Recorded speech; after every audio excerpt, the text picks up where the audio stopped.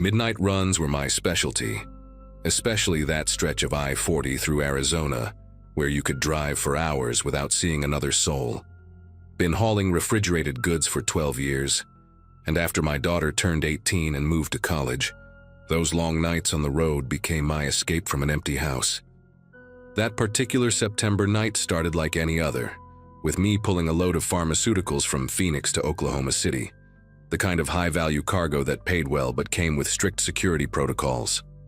My Peterbilt was my second home, equipped with everything I needed for a week on the road, including a comfortable sleeper bunk that I'd customized with extra locks and a small safe for my personal items. Around 2 in the morning, I pulled into a rest area near Flagstaff to update my logbook and stretch my legs, the kind of place where the overhead lights barely worked and the vending machines hadn't been restocked since the Clinton administration. Standing near the entrance ramp was this guy, maybe 45, wearing clean Carhartt work clothes and steel-toed boots that actually looked broken in from real labor. He approached my rig while I was checking the trailer seals, holding up a worn leather work bag and explaining how his ride to the copper mine had left him behind after a bathroom break, and if he missed his shift supervisor's morning head count, he'd lose his job for sure. Everything about him seemed legitimate, from the calluses on his hands to the way he knew specific mine terminology, even showing me a laminated ID badge for a mining operation I recognized about 60 miles east. He just needed a ride to the next truck stop where his cousin could pick him up, and since company policy technically prohibited passengers, he offered to stay hidden in the sleeper bunk until we got there, promising to keep quiet and not cause any trouble. Against every instinct I'd developed over the years, I told him to climb in through the passenger door and get comfortable in the back while I finished my mandatory break time. For the first 3 hours, everything seemed normal, as I pushed through the darkness toward New Mexico, occasionally hearing him shift position in the bunk behind me or clear his throat quietly. The electronic logging device showed me right on schedule.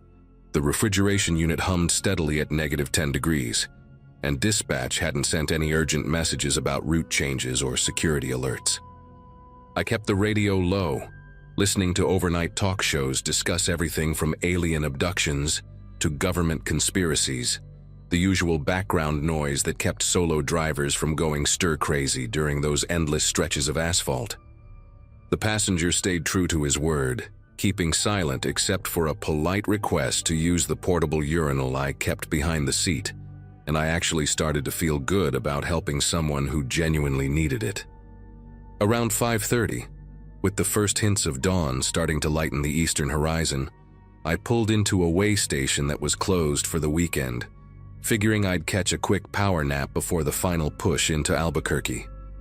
I woke up to the sound of metal scraping against metal, a noise that instantly triggered every security alarm in my head because I knew exactly where it was coming from: my locked toolbox under the bunk. Through the curtain separating the cab from the sleeper, I could see movement, deliberate and methodical, not the fumbling of someone looking for aspirin or trying to find the light switch. When I yanked the curtain aside, the passenger was crouched on the floor with my own socket wrench in his hand, working on the bolts that secured a hidden compartment where I kept emergency cash and my backup GPS tracker. But what really made my chest tighten was seeing him calmly photographing the broken seal on my trailer's internal access panel, the one that connected the cab to the refrigerated cargo area, a seal that absolutely could not be broken without triggering a massive security investigation. He looked up at me with this expression of mild annoyance, like I'd interrupted him during a routine maintenance check, then pulled out my own phone from his pocket, swiping through photos I hadn't taken, my regular fuel stops, the apartment complex where I parked on home time, even shots of my daughter's dorm building from her move-in day last month. "Morning, friend," he said in a voice completely different from the worried mine worker I'd picked up, now carrying a professional tone like someone explaining a business proposal over lunch. He set my phone on the dashboard, keeping it just out of my reach, and explained that his associates had been tracking my route for 6 weeks, learning my patterns, my stops, even monitoring which rest areas I preferred for my mandatory breaks. The pharmaceutical load I was hauling contained a specific batch of cancer medications worth about $3 million on the black market, information that definitely wasn't public knowledge, which meant someone inside my company or the client's operation had provided intelligence. He showed me timestamps on the photos, some taken just days ago, others going back over a month, including one of me having coffee with my ex-wife at a diner in Amarillo, proving they'd been watching me long before tonight.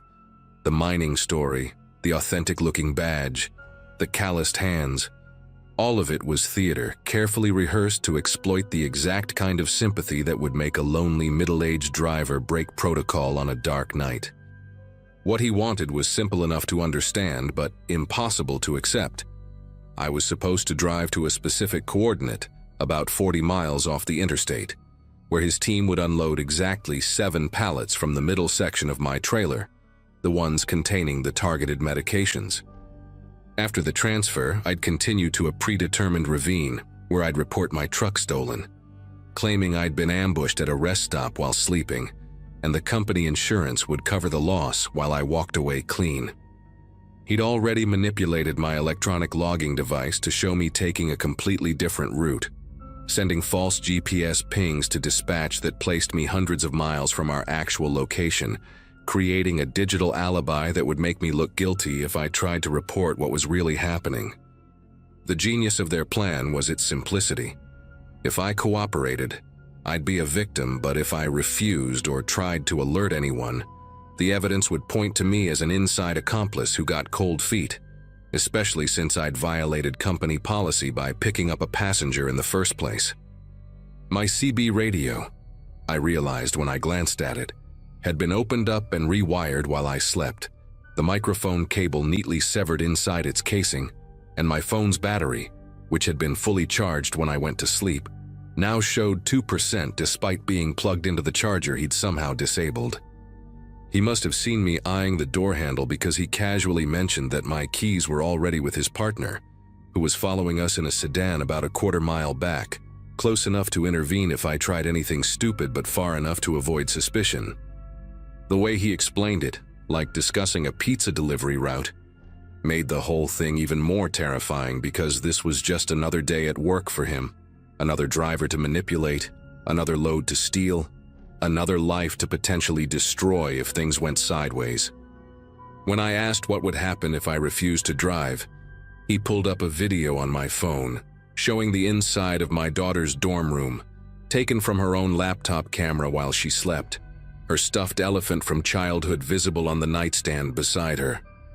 Not a threat exactly, just a demonstration of capability, proof that their reach extended far beyond this truck, beyond this highway, into spaces I thought were protected by distance and anonymity.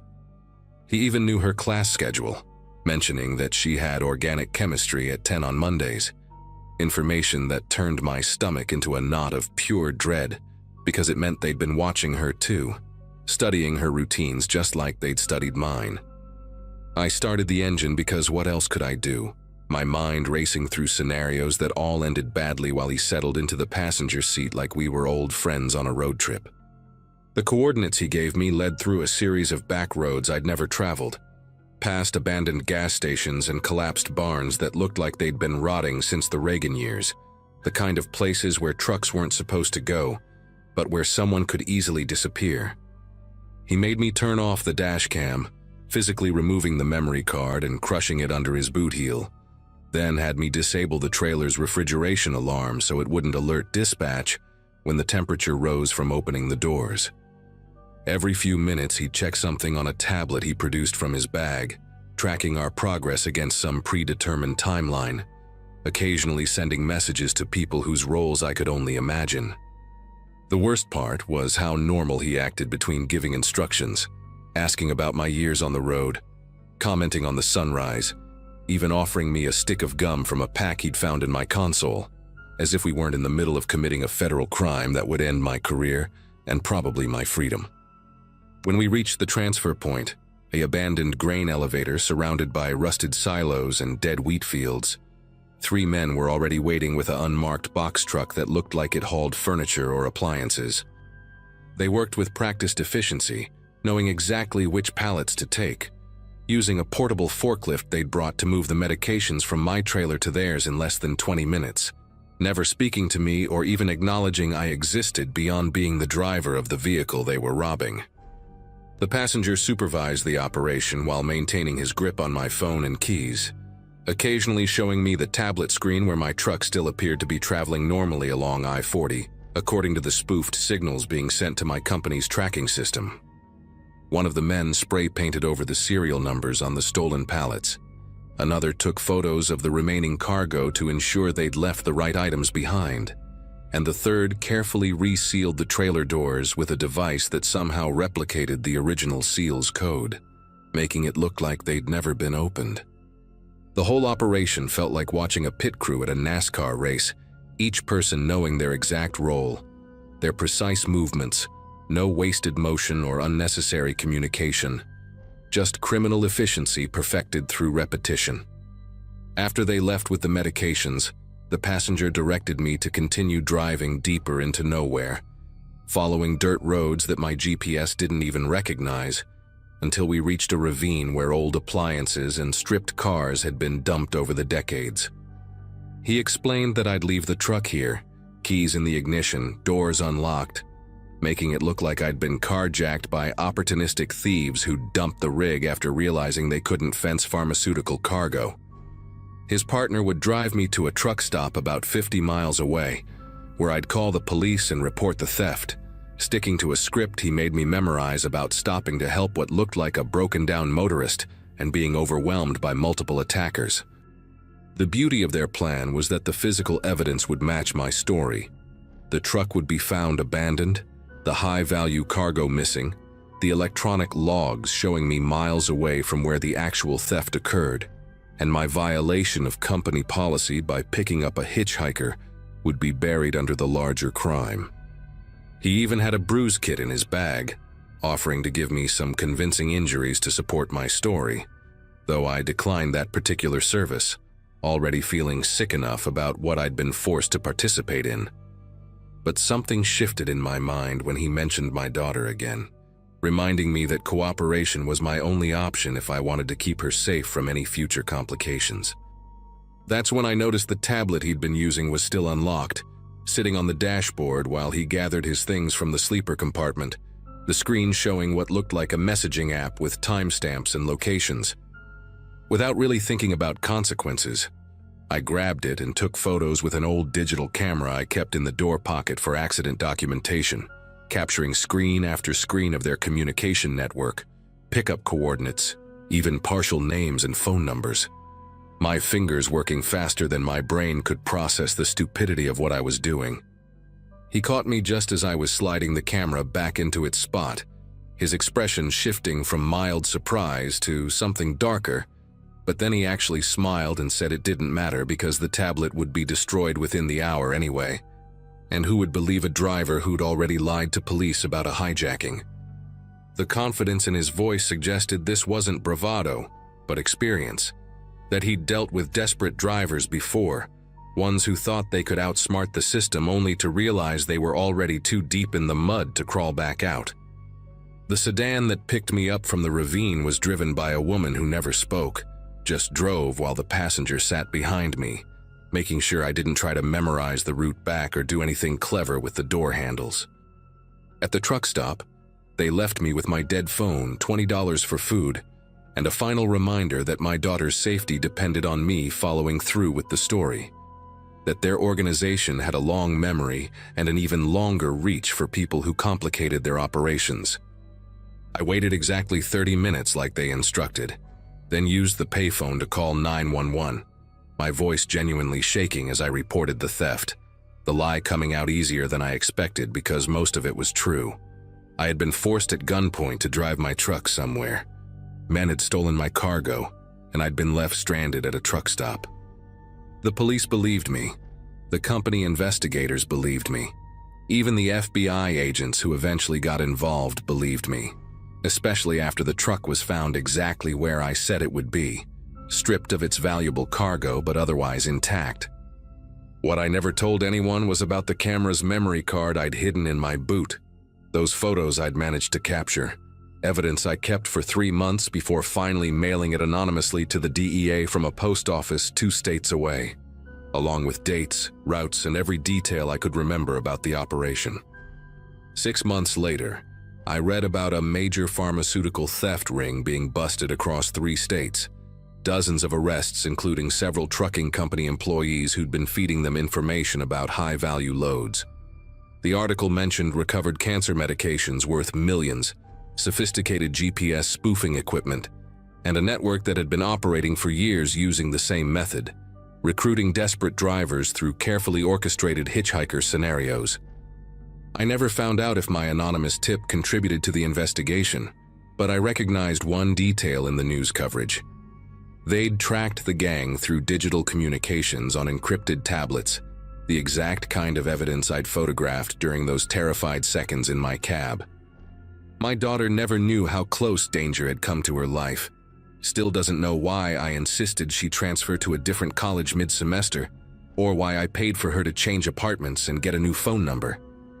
I quit long-haul driving after that night, took a local delivery job that pays half as much, but lets me sleep in my own bed, behind doors I can lock, in a house where I installed security cameras that I check obsessively, even though it's been over a year without any sign of trouble.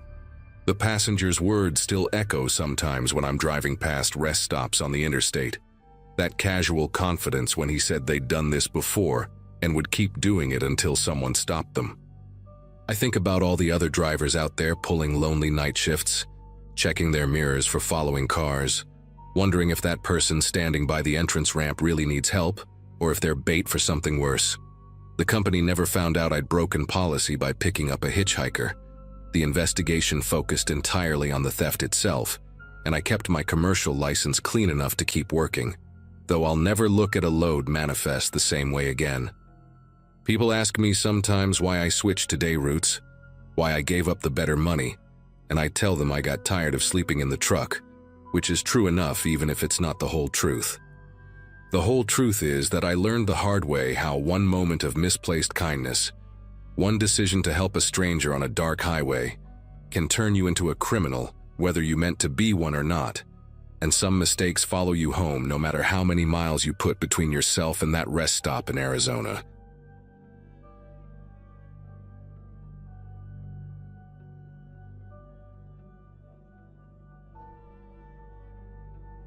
February of 2017 found me hauling refrigerated produce from Florida up to Boston. Same route I'd been running since my divorce papers got finalized, and I needed steady miles to keep my mind occupied. Most drivers my age were settling into local routes, but at 43, I preferred the long stretches where nobody asked questions, and dispatchers only cared if you made your delivery window. That particular Wednesday night, I'd already logged 11 hours, and was pushing through that dead zone on I-95 between Jacksonville and Savannah, where cell towers get scarce and the only company comes from static on the CB radio. My Freightliner had just crossed the 200,000-mile mark that morning, and I remember thinking how she still purred like a kitten when I kept her steady at 65, riding that sweet spot where the diesel engine hummed its lowest note. Around 2 in the morning, just past mile marker 42 where the highway cuts through nothing but pine forest and swamp, I caught sight of another rig's lights in my mirrors, maybe half a mile back, but gaining faster than they should have been. Now any trucker will tell you that nighttime on these empty stretches creates a kind of brotherhood. We watch out for each other, flash warnings about speed traps or debris, check on drivers who seem to be weaving from fatigue. But this rig behind me wasn't following any of the unwritten rules we all knew by heart. He'd speed up until his headlights filled my mirrors, then drop back suddenly, then surge forward again, like he was sizing me up or trying to read my trailer numbers in the dark. My CB had been quiet for the last hour, except for the occasional ghost signal from truckers too far away to understand. But then Channel 19 crackled to life with a voice that sounded like gravel mixed with cigarette smoke. "Slow your roll, friend, we gotta talk," the voice said. And right away I knew this wasn't any DOT inspection or friendly warning about a blown tire. Real truckers don't talk like that. Don't use that fake casual tone that tries too hard to sound harmless. I kept my speed steady and reached for my CB mic. But before I could respond, the rig behind me hit its hazards and started flashing its high beams in a pattern. 3 long, 3 short, 3 long again. That's when my gut started churning, because that wasn't any trucker signal I'd learned in 20 years of hauling freight. I watched him in my mirrors as he moved into the left lane and pulled alongside my trailer, matching my speed perfectly while his passenger window came down and someone aimed a spotlight at my DOT numbers and the sealed door of my refrigerated unit. The voice came back on the radio, clearer now that he was right beside me. "Nice load you're carrying there, driver. 40,000 pounds of strawberries heading to Boston. Delivery tomorrow at 1600 hours to the Hunts Point warehouse." My knuckles went white on the steering wheel because that information wasn't something you could guess.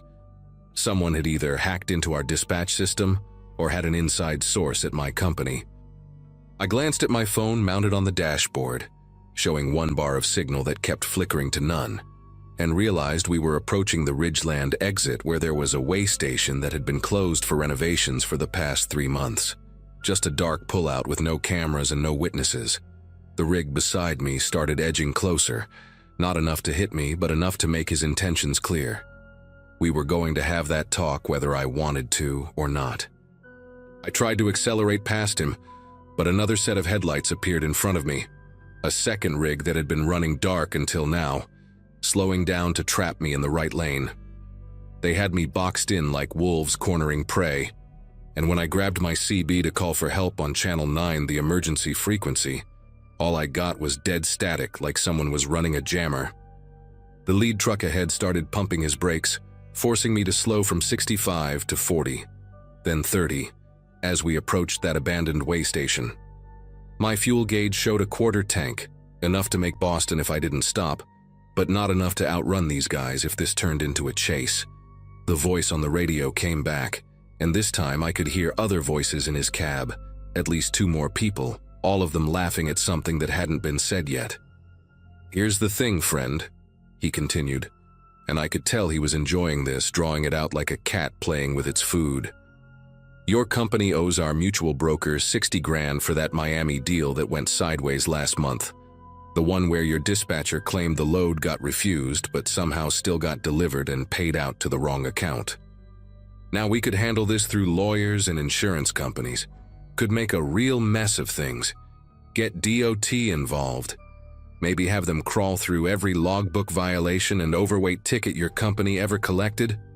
Or we could settle this tonight, just between professionals, and everybody goes home happy." I'd never heard of any Miami deal. Had been running the Boston route exclusively for 6 months. But the way he said it made me realize this wasn't about truth or lies. This was about 3 trucks against 1 on a dark highway where anything could happen and be explained away as driver error or equipment failure. The truck in front of me suddenly hit his brakes hard, and I had no choice but to follow him into the way station pullout, my wheels crunching over broken asphalt and glass from who knows how many years of neglect. As soon as I stopped, the rig behind me pulled in diagonal across the exit, blocking any chance of escape, while the one that had been beside me positioned itself along my driver's side, so close I couldn't open my door without hitting his fuel tank. Before I could even set my parking brake, I heard boots hitting pavement and saw a figure climbing up onto my trailer using the rear door handles, a thick-shouldered man wearing coveralls with no company logo and a baseball cap pulled low over his face. He had something in his hand that looked like a modified tire pressure gauge connected to a small metal cylinder, and he was heading straight for my glad hand connections, where the air lines from my cab connect to the trailer brakes. "You're making this harder than it needs to be," the voice on the CB said, while I watched the man on my trailer kneel down near the connections. "All we want is 1 pallet from your load. Just 1 single pallet of those premium berries. Call it a finder's fee for helping you remember that debt. Your manifest shows 42 pallets, you roll into Boston with 41. Tell them 1 got damaged, some boxes crushed, had to dump it for safety. Insurance covers the loss, your company takes a small hit, nobody gets hurt, and we all pretend this never happened." Through my passenger mirror, I could see 2 more people had gotten out of the rear truck, both carrying what looked like crowbars or tire irons. standing casual but ready, like they'd done this before and knew exactly how it would play out. The man on my trailer did something with his device, and I heard a sharp hiss of air, then felt my trailer brakes engage slightly, just enough to know that whatever he'd done, I wouldn't be driving away without his permission. I reached for my phone to try calling 911, but the screen showed no service, not even emergency calls, and when I tried to take a photo of the trucks around me, the camera app kept crashing like the phone itself was fighting against me. That's when the real fear set in. Not the adrenaline rush of a dangerous situation, but that cold, deep dread when you realize how thoroughly you've been trapped. The CB crackled again, and this time it was a different voice, younger, with a slight southern drawl. "Your ELD just showed a critical fault, driver. Says you've been running off duty for the last 6 hours when you were actually driving. That's a federal violation right there. Could lose your CDL for that kind of falsification." I looked at my electronic logbook display, and sure enough, it was showing error codes I'd never seen before. My carefully logged hours replaced with gibberish that would make me look guilty of exactly what they were claiming. "Now here's where we're at," the first voice returned, sounding almost bored now that they knew they had me. "You can sit there and be stubborn, and we'll call this in to state police. Report an erratic driver who's been falsifying logs, probably on stimulants, aggressive, refused to stop when concerned fellow drivers tried to check on him. By the time cops get here, if they even come to this dead zone, they'll find your logs all messed up. Maybe find some contraband that wasn't there before, if you know what I mean. Or you can open that trailer, let us take what we're owed, and drive away clean, maybe a little lighter but still with your career intact." The man who'd been working on my trailer jumped down and walked to my passenger door, tapping on the window with that modified gauge device, grinning like we were old friends sharing a joke. Behind him, one of the others was already setting up what looked like a portable loading ramp, the kind you'd use to roll pallets off a trailer without a dock, and I realized they'd come prepared for this exact scenario, had probably done it dozens of times before to drivers just like me. Something inside me shifted then. Maybe it was pride, or maybe just the simple math that giving in now meant they'd own me forever, knowing I'd helped them steal once and could be squeezed again and again. I grabbed my CB mic and switched to channel 17, a frequency some old-timers still monitored, and started talking fast and clear. "Break 17, this is Unit 449 southbound at the closed Ridgeland scale. 3 trucks running a cargo theft setup, blocking me in, tampering with my equipment. Need immediate assistance. Any driver copy?" For a second there was nothing but static. Then suddenly multiple voices came through, truckers who'd been listening in the dark, and I heard someone say they were northbound 5 miles out and coming hard. The voice on channel 19 turned ugly quick. "You just made the biggest mistake of your life, driver. You're gonna regret that." But I'd already started recording everything on my personal dashcam that they didn't know about, the one I'd hidden behind my sun visor after a friend got burned in an insurance scam. I kept talking on channel 17, describing the trucks, reading out partial plate numbers when their lights hit them right, and within minutes I could see headlights in the distance, lots of them, a convoy of drivers who'd heard the call and decided enough was enough. The thieves saw them too, and suddenly their careful plan fell apart as they scrambled back to their rigs, the man with the device yanking something from my airlines that made a loud pop and sent air hissing everywhere. They peeled out of that rest stop so fast they left their loading ramp behind, and as the other truckers pulled in around me, creating a protective circle with their rigs, I sat there shaking, not from fear anymore, but from anger at how close I'd come to losing everything I'd worked for.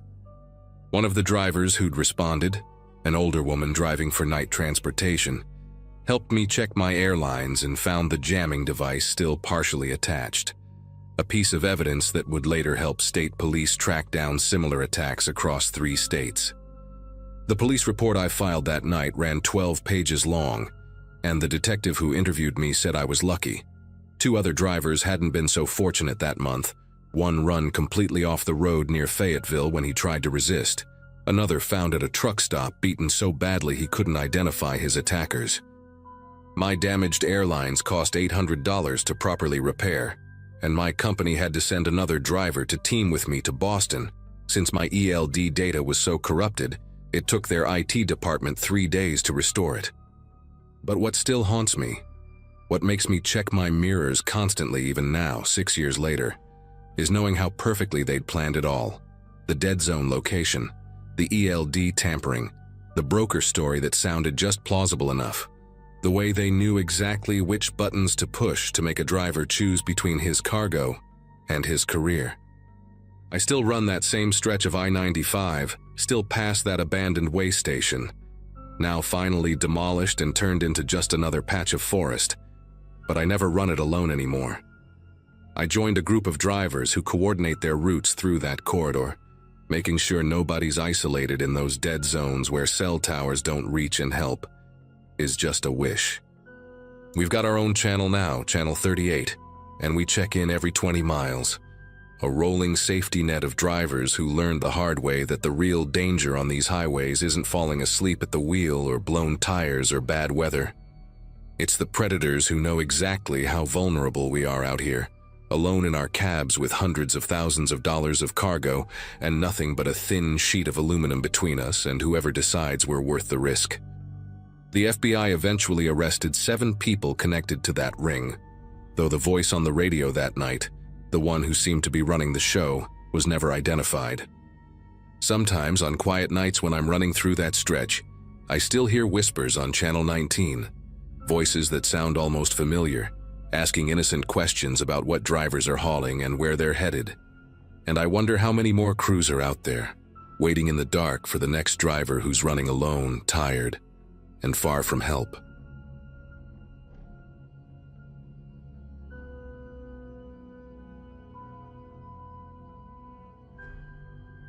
"12 years hauling freight across the western states teaches you which jobs to take and which ones to leave alone. But sometimes the money talks louder than your instincts. Most drivers my age were either settling into local routes or had moved up to owning their own rigs.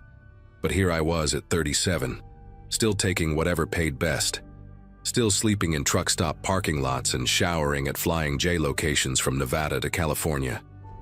My ex-wife used to say I was married to the road more than I ever was to her, and maybe she had a point, but those long stretches of empty highway paid for our daughter's college tuition. So I kept my complaints to myself and my eyes on the white lines disappearing under my headlights.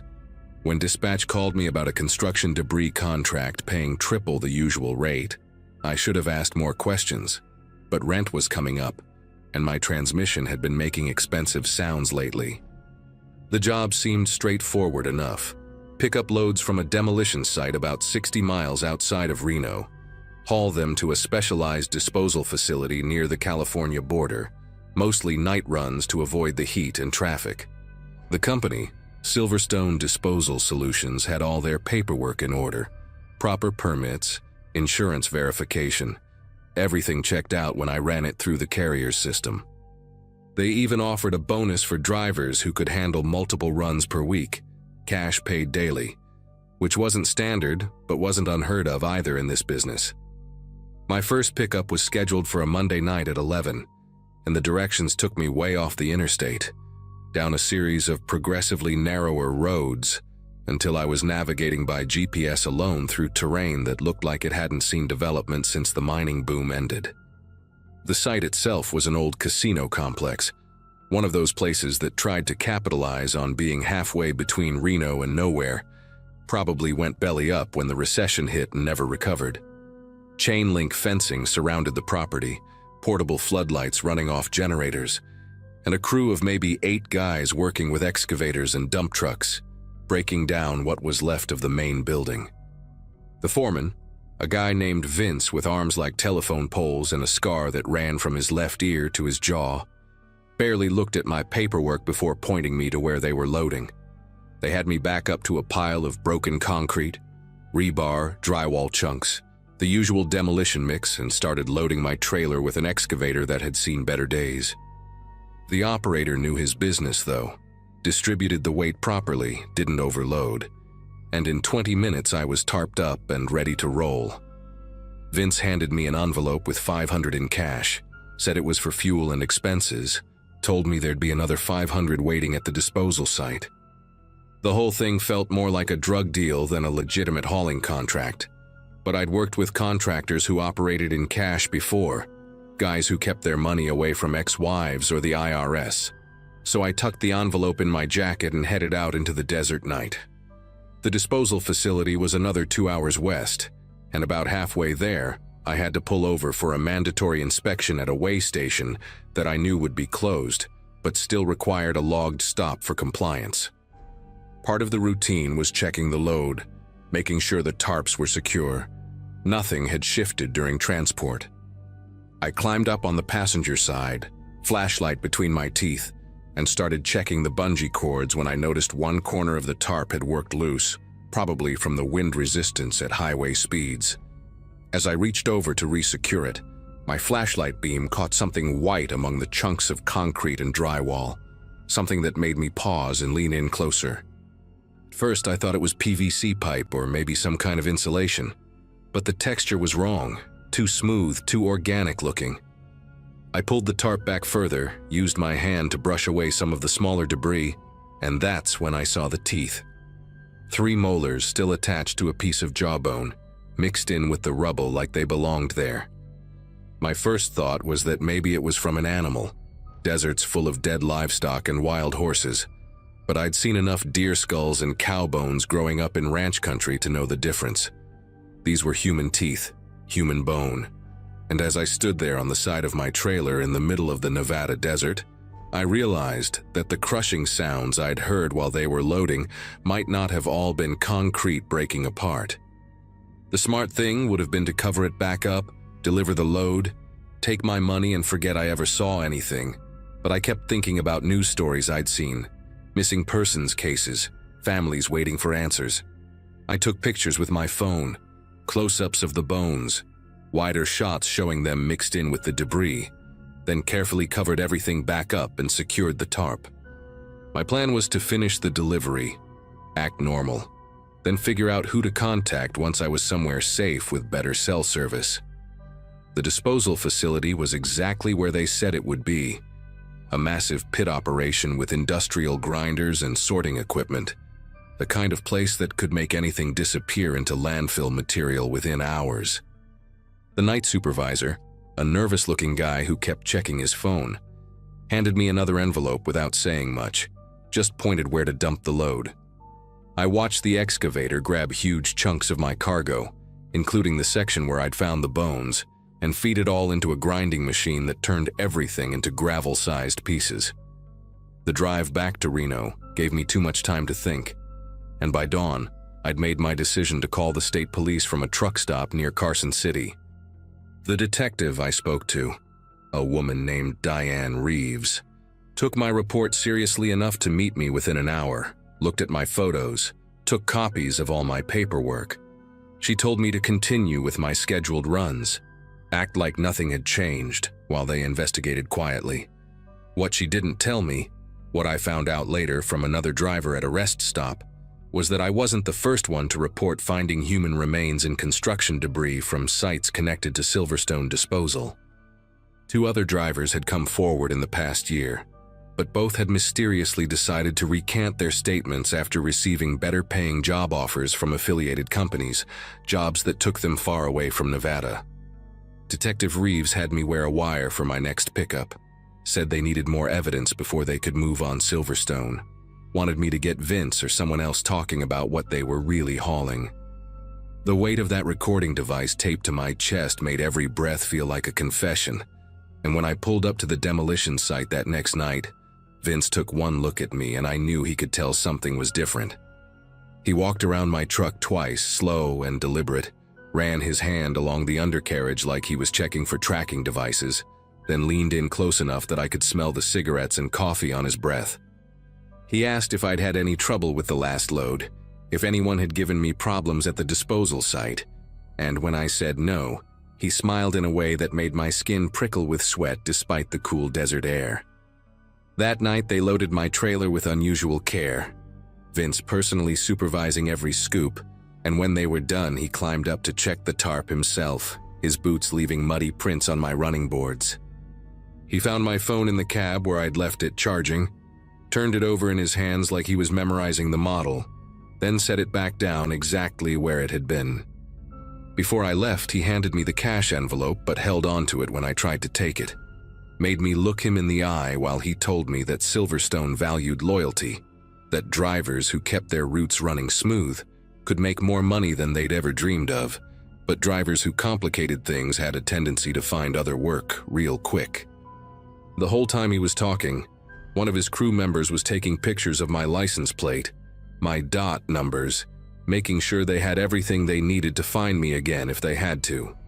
I made that delivery with my knuckles white on the steering wheel, dumped the load without looking at what might be mixed in with the concrete this time, and drove straight back to Detective Reeves at the state police station. The recording hadn't picked up anything useful, just ambient noise and Vince's carefully chosen words that could mean anything to anyone listening.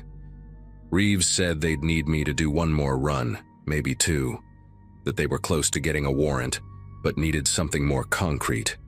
And I laughed at her choice of words even though nothing about this was funny. She promised they'd have undercover units watching me, that I'd be safe, but we both knew that was the kind of lie cops tell witnesses to keep them cooperating. I told her I'd think about it, needed to sleep on it, but the truth was, I'd already decided to take one more load from whatever long-distance company would have me, and never set foot in Nevada again. That night I parked at a Love's truck stop just outside Sparks, figured I'd be safer surrounded by other drivers than alone somewhere, and tried to get some sleep in my cab. Around 3 a.m, something woke me up, a subtle shift in the weight of my truck, like someone had climbed onto the back. I lay still, listening, heard footsteps on the metal deck of my trailer, moving slowly from the rear toward the cab. Through my side mirror, I could see a shadow, human-shaped but moving wrong, checking each tie-down strap, each tarp corner, methodical and patient like they had all night to do whatever they'd come to do. Then the footsteps stopped right outside my sleeper, and I heard fingers running along the rivets of my door, testing the lock, and a voice I recognized but couldn't quite place whispered my name, my actual name, not my handle or my company number, and told me that Silverstone had a message for me about keeping my scheduled runs. I didn't wait to hear the rest of the message, just fired up the engine and pulled out of that parking spot so fast I nearly clipped the fuel island, saw in my mirrors the shadow figure stumbling backward off my running board. Other drivers were already stirring, lights coming on in nearby cabs, and I knew whoever had come for me wouldn't try anything with that many witnesses around. I drove straight through the rest of the night, called Detective Reeves from the road and told her everything, said I was done being bait, that she had 12 hours before I was crossing into Oregon and never coming back. She tried to convince me to stay, said they were hours away from making arrests, but then I heard something in the background of her call, Vince's voice talking to someone in her office, asking about paperwork for a witness who'd been in an unfortunate trucking accident, and I knew right then that Silverstone's reach went deeper than anyone had imagined. The FBI raids happened 6 days later, made national news for about a week before getting buried under political scandals and celebrity divorces. But by then, I was already running produce from Washington to Montana, sleeping in different truck stops every night, never staying in one place long enough for anyone to track my patterns. They arrested 17 people, including Vince, found evidence linking Silverstone to disposal of bodies from organized crime hits across 3 states, victims who'd been mixed into construction debris and scattered across legitimate landfills where they'd never be found or identified. Detective Reeves sent me one message saying they couldn't have done it without my photos and initial report, but I knew better than to respond. Knew that even with Vince locked up, there were others out there who remembered my face, my truck, my name. Some nights I still wake up thinking I hear footsteps on my trailer, still check my mirrors for vehicles that follow too long, still wonder about every load of construction debris I see on the highway, and what secrets might be buried beneath those blue tarps, ground down into dust and scattered to the desert wind.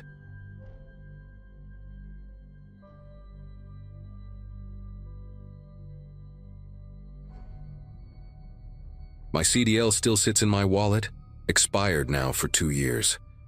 Right behind the credit cards, I maxed out paying for lawyers after everything went sideways with that government contract job. I keep meaning to throw the license away, but something always stops me. Maybe because getting rid of it would mean accepting that my trucking days are really over, that what happened on Highway 54 outside Liberal, Kansas, changed everything permanently.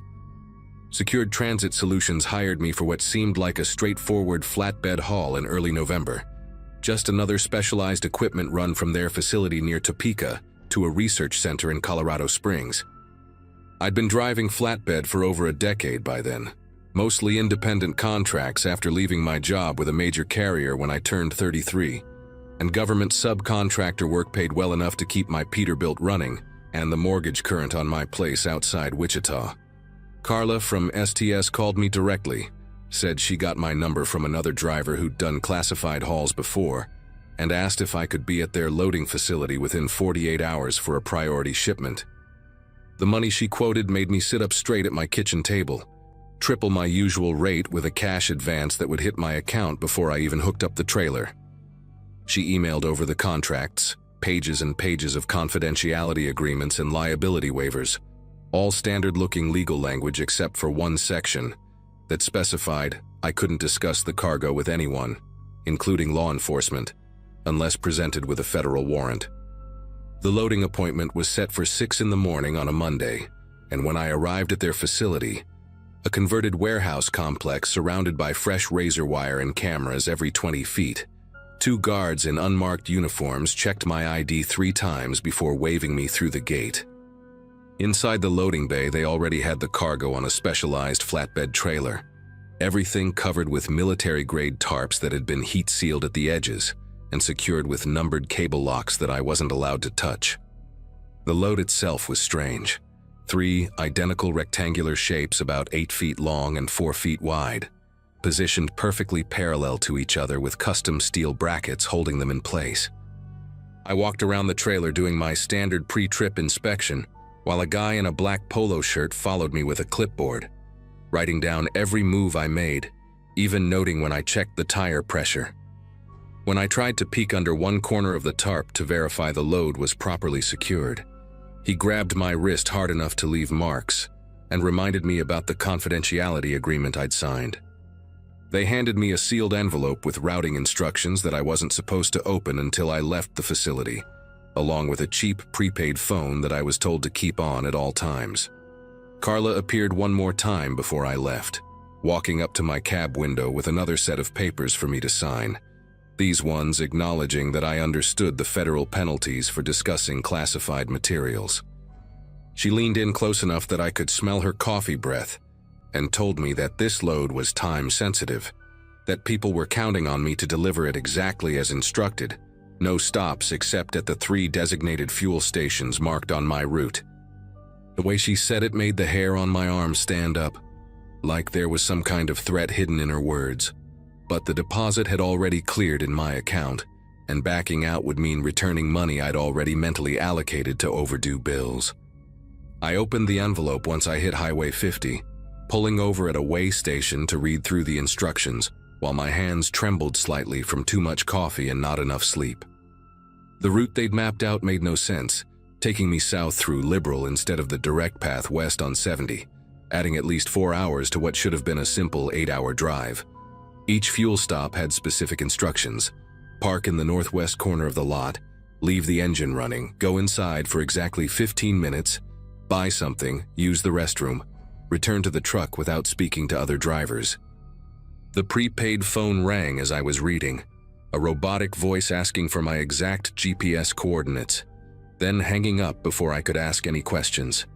Everything went smooth for the first 3 hours, just me and the steady hum of the diesel engine, watching the Kansas farmland roll by in the pale morning light.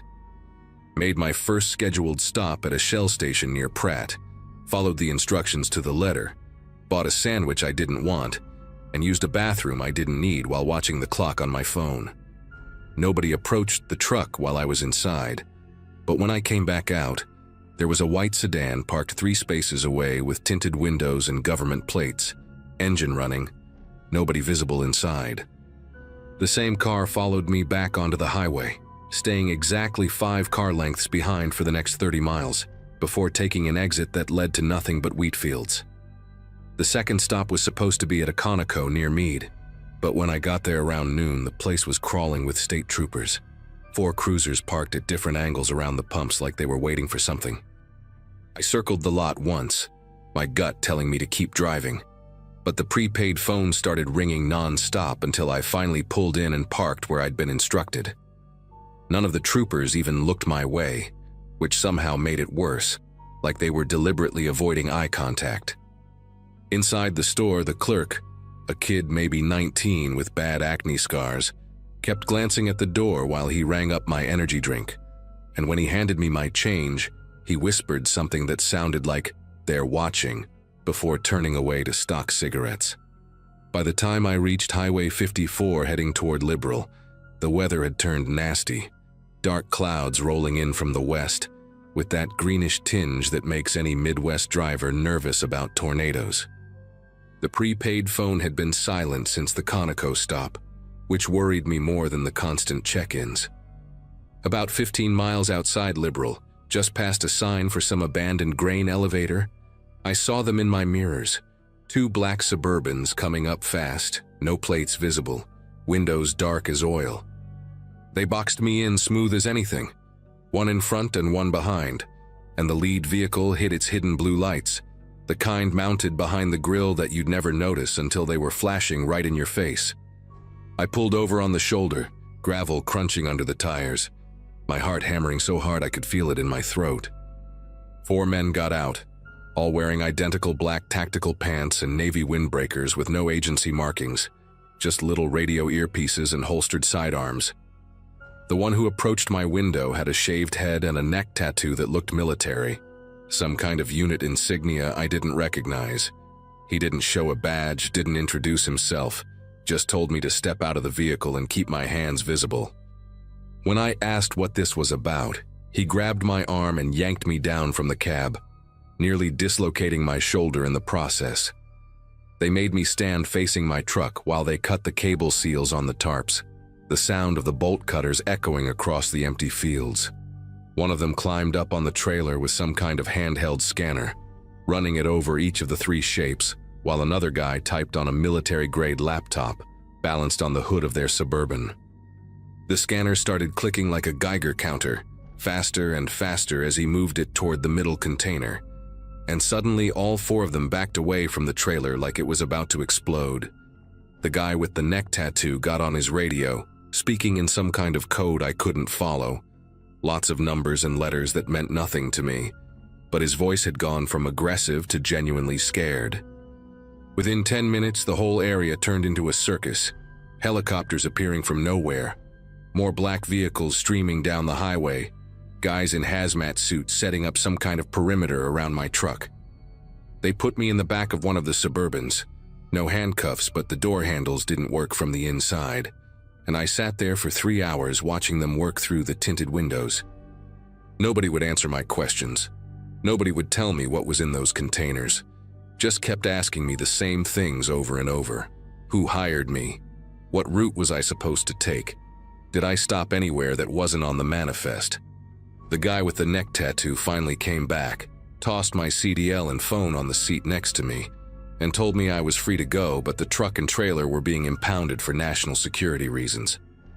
They drove me to a motel in Garden City, paid for a week in advance, and told me not to leave town until someone contacted me. The next morning, Secured Transit Solutions' phone number was disconnected, their website gone, like they'd never existed at all. I tried calling Carla's direct line, but it just rang and rang with no voicemail. 3 weeks later, I saw it on the news while eating breakfast at a diner. An industrial explosion at a chemical plant in Nebraska. 4 dead, investigators finding traces of materials that matched the serial numbers from my impounded trailer. The FBI showed up at my door that same afternoon with a warrant, seized my laptop and all my paperwork, started asking about my connections to domestic terrorist groups, whether I knew what I was really hauling, why I deviated from the planned route when I hadn't deviated at all. My lawyer, a former JAG officer I found through a veterans group, Managed to get the charges dropped after 8 months of pure hell, but by then the damage was done. Word had gotten around the trucking community that I was under federal investigation. Insurance companies wouldn't touch me, and nobody wanted to hire a driver who might bring that kind of heat to their operation. The lawyer dug up some interesting stuff, though. Secured Transit Solutions had been incorporated just 2 days before they contacted me, dissolved the day after my cargo got intercepted, and the address they'd given me led to an empty lot that had been vacant for years according to county records. The facility where I'd picked up the load had security footage, but somehow all the cameras had malfunctioned that morning, every single one, and the guard company had no record of ever providing personnel to that location.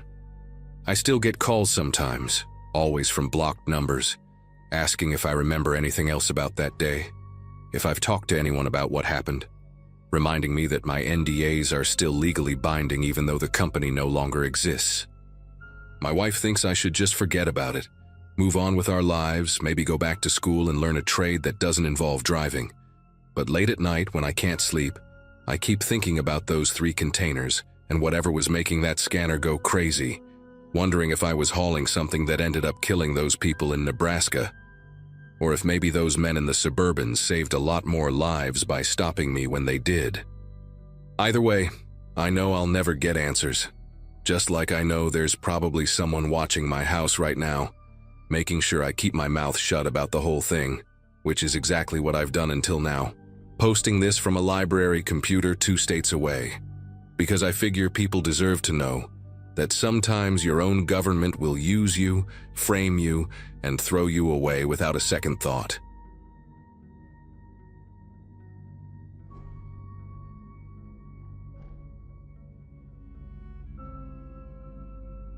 Anyone who's driven a rig for a living knows the industry runs on 2 things: fuel and trust. When both start running low, you make decisions you wouldn't normally make. That's where I was in March of 2023. 41 years old with a small fleet of 3 trucks that were bleeding me dry on repairs. My best driver had just quit to work for one of the mega carriers, and I was staring down a month where I'd have to choose between making the insurance payment or keeping the trucks running. That's when I got the email from a broker I'd never heard of before, Westline Logistics, offering rates that were 30% higher than what I was used to seeing. The loads were overnight runs, always starting after 8 in the evening, always ending before dawn. The email said they specialized in time-sensitive freight for clients who valued discretion. I should have known better, but desperation has a way of making red flags look like opportunities. The first job seemed straightforward enough. Pick up a sealed container at a warehouse outside Louisville, drive it to a distribution center near Indianapolis, drop it off, collect payment. The paperwork looked legitimate, proper BOL, all the right stamps and signatures, even had dot numbers that checked out when I looked them up online. The weird part was the pickup itself. The warehouse was in an industrial zone that looked half abandoned, just one building with lights on in a sea of dark structures. A guy in a Westline Logistics jacket met me at the loading dock, wouldn't make eye contact, just handed me the keys to the container and told me the code for the lock. He made me sign a separate non-disclosure agreement right there on a clipboard, said it was standard procedure for sensitive cargo. I asked what was in the container, and he gave me this rehearsed line about proprietary manufacturing equipment. The whole interaction took maybe 5 minutes. I hooked up the container, checked the seals were intact like the paperwork specified, and headed out. The drive was quiet, just me and the highway and the nagging feeling that I should have asked more questions. The payment hit my account before I even made it back home, which never happens in this business. Usually you're waiting weeks for brokers to process payments, chasing down invoices, dealing with short pays and deductions. But Westline paid in full, plus a bonus for what they called professional discretion. That money kept my operation alive for another month. So when they emailed again a week later with another overnight run, same rate plus an extra $200 for fuel, I didn't hesitate. Then it became a pattern. Every week, sometimes twice a week, always overnight runs, always sealed containers, always different pickup and drop-off locations across the Midwest.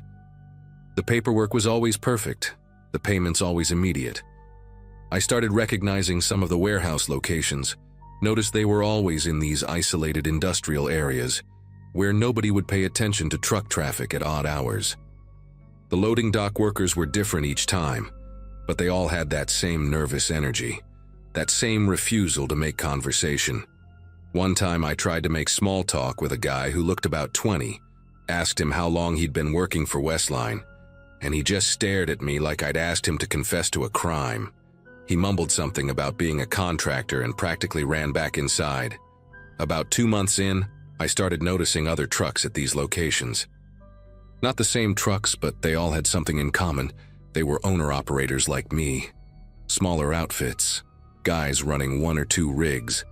I'd see them at the pickup points, waiting in the staging areas, and we'd do that trucker nod. That acknowledgement that we were all part of the same world. But nobody talked. There was this unspoken understanding that you didn't ask questions about Westline jobs. The money was too good, and we all needed it too badly. One night at a warehouse outside Dayton, I saw a Peterbilt that looked familiar. A custom paint job in deep blue with silver flames that I swear I'd seen at a truck stop months earlier.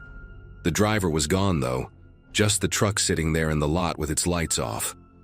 I remember thinking it was strange that someone would leave a rig that nice unattended, but I was already running late for my own pickup. I didn't think about it again until much later, when I should have been paying attention to all the small details that were adding up to something very wrong. The job that changed everything came on a Wednesday in early May. Westline sent me coordinates instead of an address, which was a first, along with instructions to arrive at exactly 11:30 at night, not earlier, not later. The location was way out in rural Pennsylvania, nearly 3 hours from where I'd made my last delivery.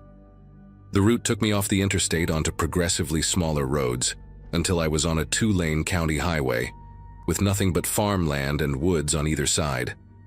My GPS kept trying to reroute me back to main roads, like it didn't believe this destination could be real. When I finally found the turnoff, it was just a gravel road with no sign, no mailbox, nothing to indicate what was back there.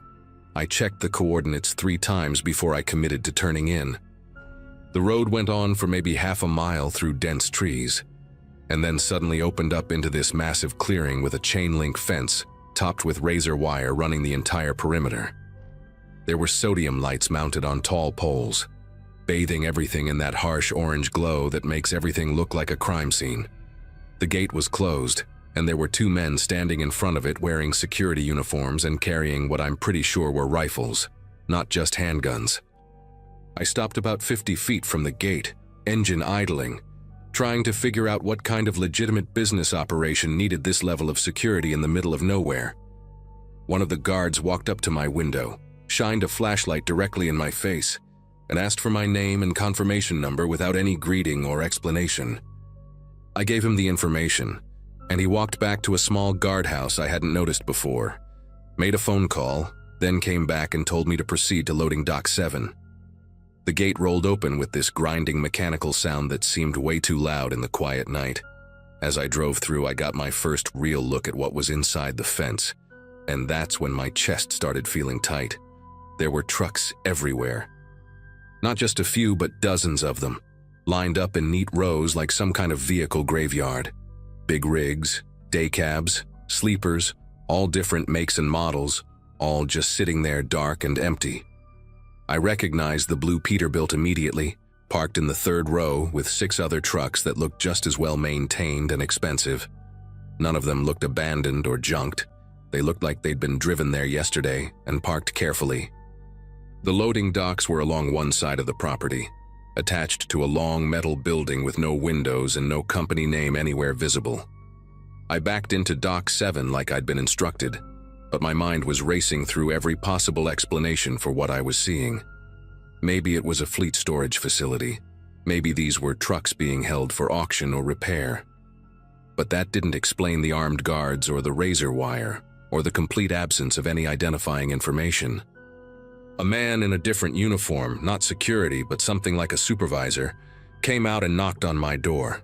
He had a tablet in his hand and that same avoidance of eye contact I'd seen from every other Westline worker. He told me to leave the engine running. exit the vehicle, and come inside to complete the paperwork. Something in his tone wasn't a request, it was an instruction, the kind you don't argue with. I climbed down from the cab, and he walked me through a metal door into a hallway that smelled like oil and something chemical I couldn't identify. The walls were bare concrete block, the floors were stained, and there were more cameras than I'd ever seen in any warehouse, mounted in every corner, every doorway, all of them with little red lights indicating they were recording. He led me into a small office where another man was sitting behind a desk, older, maybe in his 50s, wearing a polo shirt with a Westline Logistics logo embroidered on it. The man behind the desk smiled at me, but it didn't reach his eyes. He gestured to a chair and said we needed to go over some additional documentation for this particular load. He slid a stack of papers across the desk, and I started reading through them. But the language was dense and confusing, full of legal terminology about asset transfers and equipment reassignment and liability waivers. I asked what this was about, why this job required different paperwork than the others, and he leaned back in his chair and said something that made every instinct in my body scream. He said that given the nature of the operation and the sensitive cargo I'd been transporting, they needed to ensure complete operational security going forward. I asked what he meant by going forward, and he just kept smiling that flat smile. Then he said that my truck would need to remain on the property for a standard safety inspection and equipment verification process that would take approximately 72 hours. I stood up and said that wasn't part of the agreement, that I had other deliveries scheduled, that I needed my truck. He didn't stand up, didn't raise his voice, just calmly said that the inspection was non-negotiable and outlined in the contract I'd signed 2 months ago. I pulled out my phone to call someone, anyone, and realized I had no signal. Not one bar. He noticed me checking and mentioned that the property had cellular interference due to the security systems. That's when I knew I wasn't leaving. I tried to keep my voice steady and asked if I could at least get my personal belongings from the cab. He nodded and said one of the security personnel would escort me. We walked back out to the loading dock, and the guard who came with me wasn't the friendly escort type. He stood close enough that I could smell his cologne, watching my every move as I grabbed my duffel bag, my logbook, and my wallet from inside the sleeper. That's when I noticed something that sent a jolt of pure panic through me. The VIN plate on my dashboard, the one that's riveted in place and never supposed to be removed, had a small scratch mark around the rivets, like someone had been measuring or photographing it. I looked at the guard and he was already staring at me, waiting for me to finish up. I grabbed what I could and let him walk me back inside, this time to a different part of the building.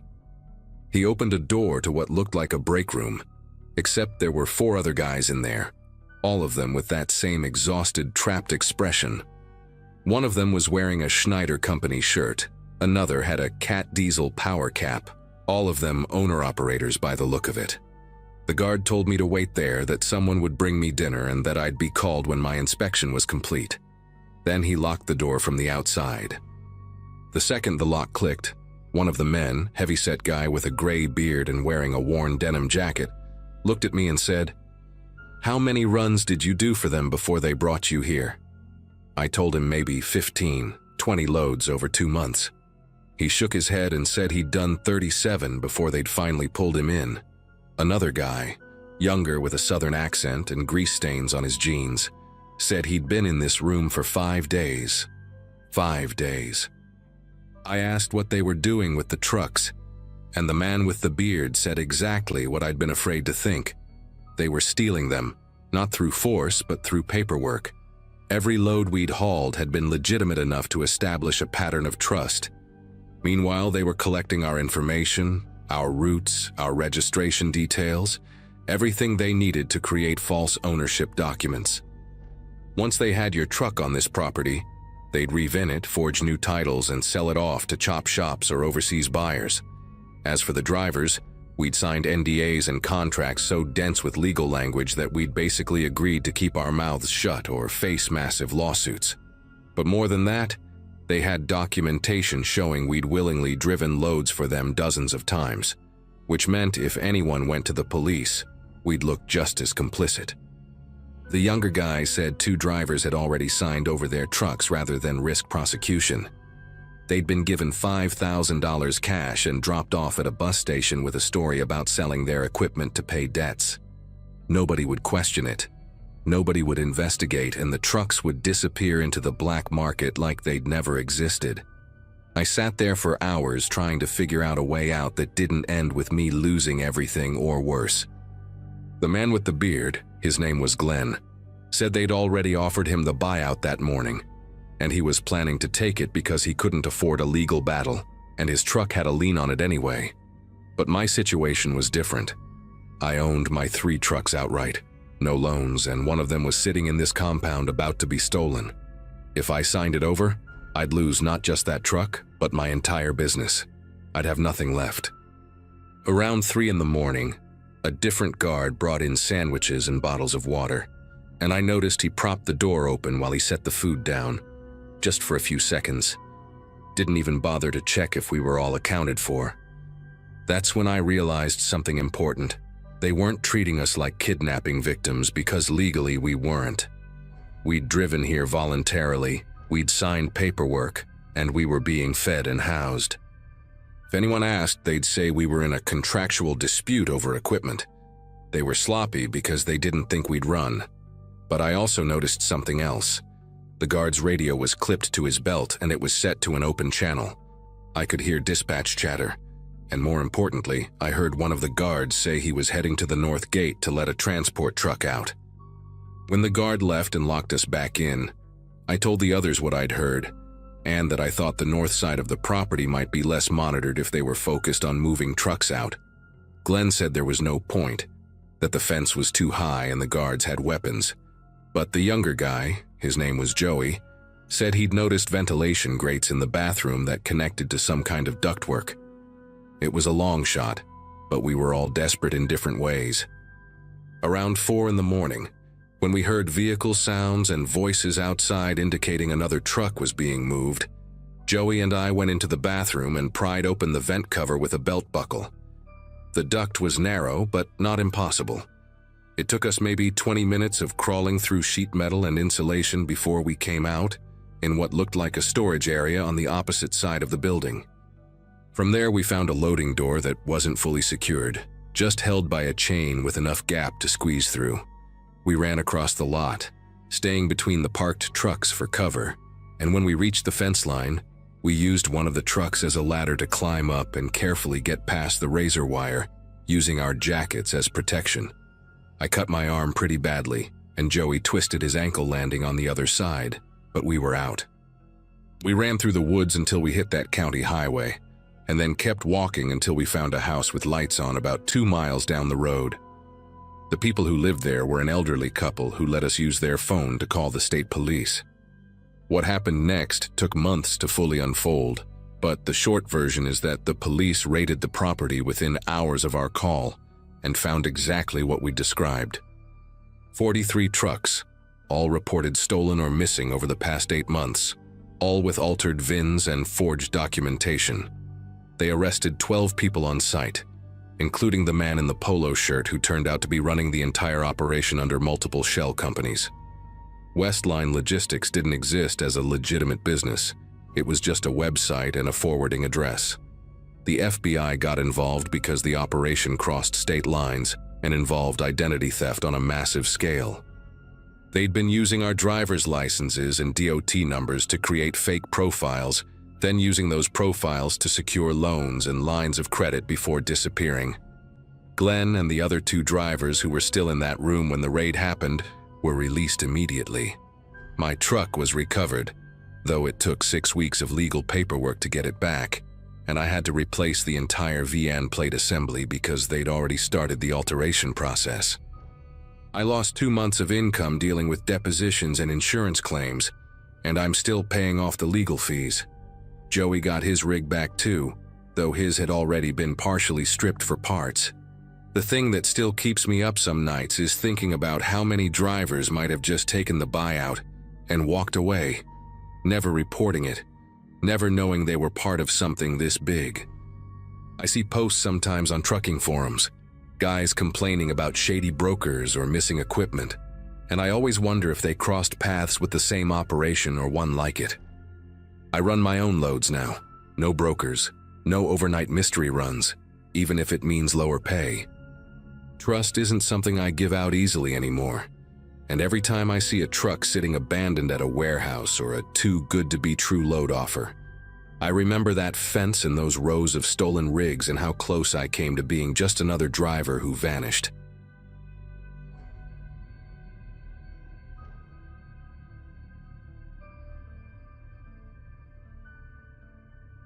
Driving refrigerated pharmaceuticals doesn't sound dangerous until you're the one responsible for keeping insulin stable at precisely 38 degrees while crossing a mountain pass in a blizzard. My commercial license renewal came through that January of 2015, which meant I'd turned 26 somewhere between the Utah border and that nightmare convoy through Teton Pass. I'd been hauling for Bridger Medical Transport for nearly 3 years by then, mostly solo routes, because the premium pay helped chip away at my mom's mounting medical bills from her botched knee replacement.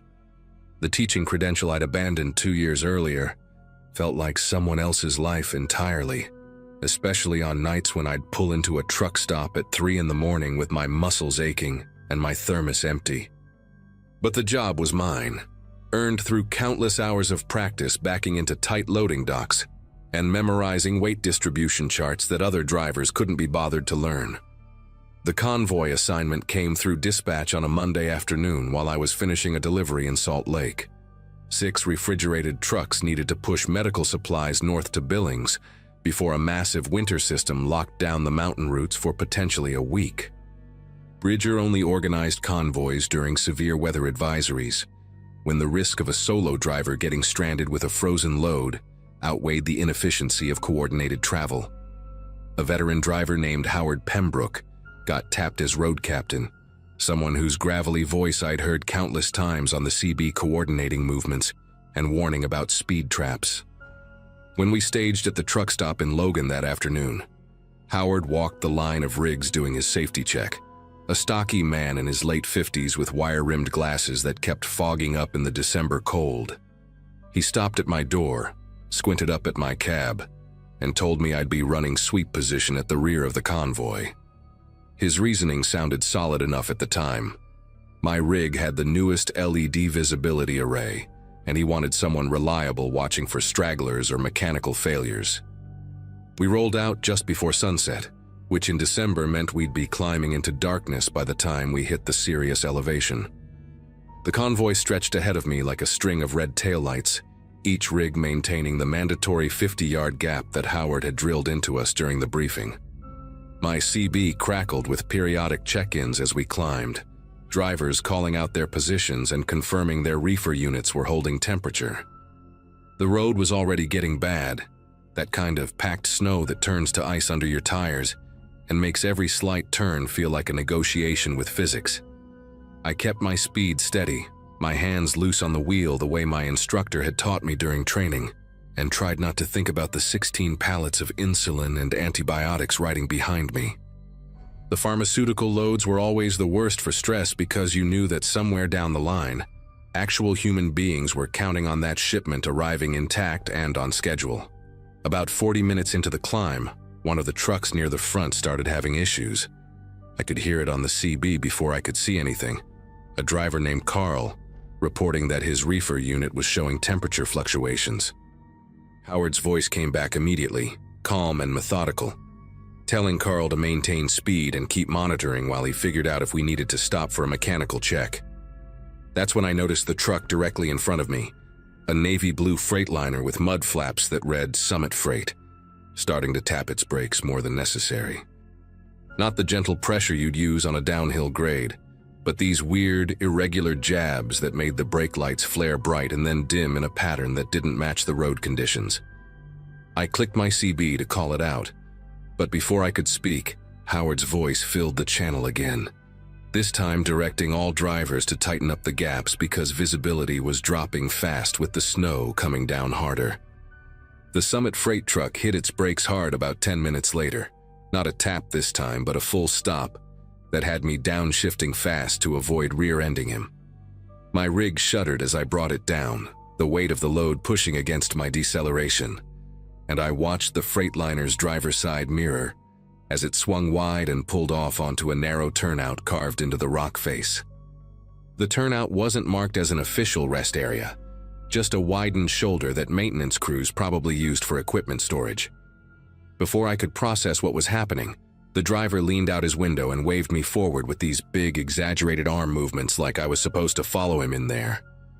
My gut told me to keep rolling, to click the CB and ask Howard what the protocol was for a truck-braking convoy formation, but the Freightliner was completely blocking my lane now, and the shoulder was the only place with enough room to get around him safely. I pulled in, my headlights sweeping across the turnout and illuminating something that made my chest tighten. 2 more trucks were already parked there, tucked back against the rock wall in positions that suggested they'd been waiting rather than stopping for an emergency. Both were running, exhaust pluming white in the cold air, and as my rig came to a complete stop, a 3rd truck pulled in behind me, effectively boxing me into a space barely large enough for 4 rigs. The drivers emerged almost simultaneously, 3 men in heavy Carhartt jackets and insulated gloves, their faces ruddy from the cold, but their expressions hard and focused in a way that had nothing to do with weather concerns. The one from the Freightliner, a tall guy with a graying goatee, approached my driver's side while the other 2 flanked my passenger side and rear. I rolled my window down maybe 3 inches, enough to hear him but not enough to make myself vulnerable, and he immediately launched into an accusation that caught me completely off guard. He said I'd cut into his lane about 20 miles back, that I'd forced him to brake hard and nearly sent him into the guardrail. And that kind of reckless driving in convoy formation was exactly the type of thing that got people killed on mountain passes. I genuinely had no memory of cutting anyone off, and I told him so through the narrow gap in my window, keeping my voice level, even though my heart was hammering against my ribs. He didn't seem interested in my explanation. Instead, he pulled out a small notepad, the kind drivers use to log fuel stops, and said that given the severity of the incident and the risk I'd posed to the entire convoy, he needed to see my key cargo certificate and manifest. His tone had shifted into something official sounding, like he was conducting a legitimate safety inspection. And when I hesitated, one of the other drivers, a shorter guy with a red face and a thick neck, moved closer to my passenger door and rapped his knuckles against the window. The sound was loud enough to make me jump. The tall one kept talking, saying that Summit Freight had contracted with Bridger before, and they knew the protocol for reporting unsafe drivers, that if I cooperated now, they could handle this between professionals without involving the highway patrol or my company's safety department. He wanted me to open the trailer for a visual inspection of my load, just to confirm I was maintaining proper temperature and hadn't compromised the shipment with my erratic driving. Everything about the request was wrong. Drivers don't inspect each other's loads on the side of the road, especially not in the middle of a blizzard on a mountain pass. Cargo certificates stay with the driver and only get shown to authorized personnel at weigh stations or delivery points. But I was alone, surrounded by 3 rigs and 4 men who clearly had coordinated this stop, and the wind was picking up in a way that made the temperature inside my cab drop every time it whistled through the window gap. I reached for my CB handset, intending to call Howard and report the situation, and that's when the tall driver did something that made the whole scene crystallize into focus. He reached up to his own shoulder mic, clicked it on, and broadcast over the convoy channel in this smooth, reasonable voice that there was a safety check in progress at mile marker 73, minor traffic incident being documented, and all other drivers should maintain course and speed to Billings. Then he added, almost as an afterthought, that Howard should continue leading the main group and not wait up because weather conditions were deteriorating fast. Howard's voice came back within seconds, acknowledging the message and confirming that the convoy would proceed as planned. The reality of my situation hit me like a physical weight. These men had access to the convoy frequency, knew the protocols well enough to mimic legitimate safety procedures, and had just successfully isolated me from any help using the very chain of command that was supposed to protect us. I sat there with the handset still in my grip, watching the tall driver's face through my partially open window, and saw the shift in his expression from pseudo-professional to something colder and more calculating. He told me they'd heard about a Bridger rig that had gone missing earlier that week, somewhere between Idaho and Wyoming, a full load of high-value pharmaceuticals that never made it to its destination and was currently listed as stolen in every law enforcement database from here to the Canadian border. His company, he said, had a client expecting a delivery that couldn't happen now because of that theft, and my manifest showed I was carrying exactly the kind of product mix that could substitute for what they'd lost. The math was simple. I could hand over my cargo certificate, open my trailer, and let them offload half my pallets to cover their shortage, or I could refuse and deal with the consequences of a formal safety violation report that would go directly to Bridger's compliance office. The threat wasn't even subtle. The red-faced driver moved around to my driver's side, standing close enough that I could see the water vapor from his breath fogging against my mirror. He laid out exactly what would happen if I didn't cooperate. They'd file a detailed incident report claiming I'd engaged in aggressive driving, failed to maintain proper following distance, and refused to allow a safety inspection of my refrigeration unit. They had dashboard camera footage, he said, or at least they'd claim to have it, and with 3 drivers willing to provide matching statements against my word alone, Bridger would have no choice but to suspend my license pending investigation. Even if I eventually got cleared, which could take months, I'd lose my current route assignments, my safety bonus, and any chance of getting premium pharmaceutical runs in the future. The tall one pulled out his phone, showed me a screen with what looked like a formal complaint form already partially filled out with my truck number and license plate, and said all it would take was 1 click to submit it through the industry safety reporting system. They knew I couldn't afford that kind of hit to my record, not with my mom's medical bills piling up and my entire income dependent on maintaining a clean driving history. My satellite phone was dead, battery drained from the cold after I'd forgotten to bring it inside during my last rest stop. The CB was useless now that they'd already established their narrative with Howard, and even if I could reach him, what was I supposed to say that wouldn't sound like excuses from a driver who'd legitimately screwed up? The wind was howling through the gap in my window, and I could feel the temperature in my cab dropping degree by degree, while these men stood outside in their insulated gear, perfectly comfortable waiting for me to brake. I looked past them at the wall of rock on one side and the steep drop on the other, both barely visible through the thickening snow. The third driver, who hadn't spoken yet, walked back to his truck and returned with a set of bolt cutters, not threatening me with them directly, but just holding them casually while he leaned against my trailer door. The message was clear. I could open it voluntarily, or they'd open it themselves and add destruction of property to their fictional incident report. My hands were shaking now. Not from fear exactly, but from this sick combination of rage and helplessness that comes from knowing you're being robbed in slow motion, and there's not a single person coming to help you. But then something shifted in my head, a moment of clarity that cut through the panic. These men were drivers, which meant they were on a schedule just like me, and this mountain pass was going to be completely impassable within the next few hours, based on the weather reports I'd checked before leaving Logan. They needed this done fast, which meant they were banking on me being too scared or too exhausted to call their bluff. I rolled my window down another inch, just enough to make eye contact with the tall one, and told him in the steadiest voice I could manage that I needed to see his operating authority number and his company's safety rating documentation before I'd even consider opening my trailer. It was a completely reasonable request under actual DOT regulations, the kind of thing any driver should be able to produce instantly if they're legitimately affiliated with a registered carrier. His face changed immediately, that professional mask slipping just enough for me to see the calculation happening behind his eyes.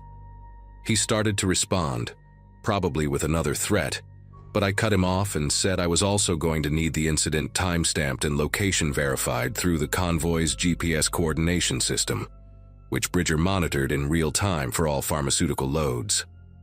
That part was partially a bluff, since I wasn't entirely sure how closely dispatch actually watched our GPS pings during active runs, but it was enough to plant doubt. The three men exchanged glances, and I watched the dynamic shift in real time. The red-faced one stepped back from my passenger door, his aggressive posture deflating slightly. The tall driver with the goatee tried to maintain control, launching into another explanation about how they were all registered carriers with Summit Freight, and this was standard procedure for convoy incidents. But his voice had lost that authoritative edge. I interrupted him again, louder this time, and said that if this was legitimate, then he wouldn't have any problem with me documenting everything on my dashboard camera and uploading it to Bridger's incident server before we proceeded. I didn't actually have a functioning dashboard camera. The mount had broken 2 months earlier, and I'd been too broke to replace it, but he had no way of knowing that. I reached for my sun visor like I was adjusting a camera angle and watched his face go through this rapid series of calculations. The wind hammered against my rig hard enough to rock it slightly, and I could see fresh snow accumulating on their shoulders and hoods at a rate that meant the pass was going to be undrivable within the hour.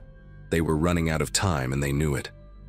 The tall one made one final attempt, his voice hardening as he said I was making a serious mistake by being uncooperative, that I clearly didn't understand how the industry worked or what happened to drivers who got reputations as troublemakers. But even as he said it, he was already backing toward his Freightliner, and the other two were moving toward their own rigs. The whole confrontation had lasted maybe 15 minutes, though it had felt like hours, and now they were retreating because the risk calculation had shifted against them. If I actually had cameras, if dispatch actually was monitoring my GPS closely, if I actually followed through on documenting their operating authority and filing my own report, then they'd be the ones facing scrutiny instead of me. The third driver with the bolt cutters tossed them into his cab and slammed the door without looking back. Within 2 minutes, all three trucks had fired up their engines, maneuvered out of the turnout in a chaos of reversing and repositioning that nearly put one of them into the ditch, and disappeared up the mountain road ahead of me. I sat there alone in the turnout with my engine idling, and my whole body shaking from adrenaline dump, watching their taillights fade into the white curtain of snow until there was nothing left but the howling wind and the knowledge that I'd just barely avoided something that could have destroyed everything I'd worked for. I waited another 5 minutes to make sure they were really gone, then pulled back onto the highway and drove the rest of the pass at maybe 20 miles per hour. My hands welded to the steering wheel, and my mind replaying every moment of that encounter on an endless loop. I never saw those trucks again, never heard their voices on the CB, and when I finally rolled into the Billings distribution center 8 hours later, exhausted and wired and still half convinced they might be waiting for me somewhere, my load was intact, and my manifest was clean, and nobody at Bridger ever knew how close they'd come to losing an entire shipment to a coordinated theft, disguised as a safety check.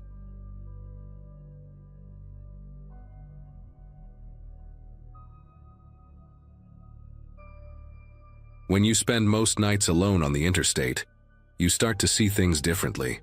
I'd been hauling refrigerated freight for almost a year back then, running long stretches through the Midwest.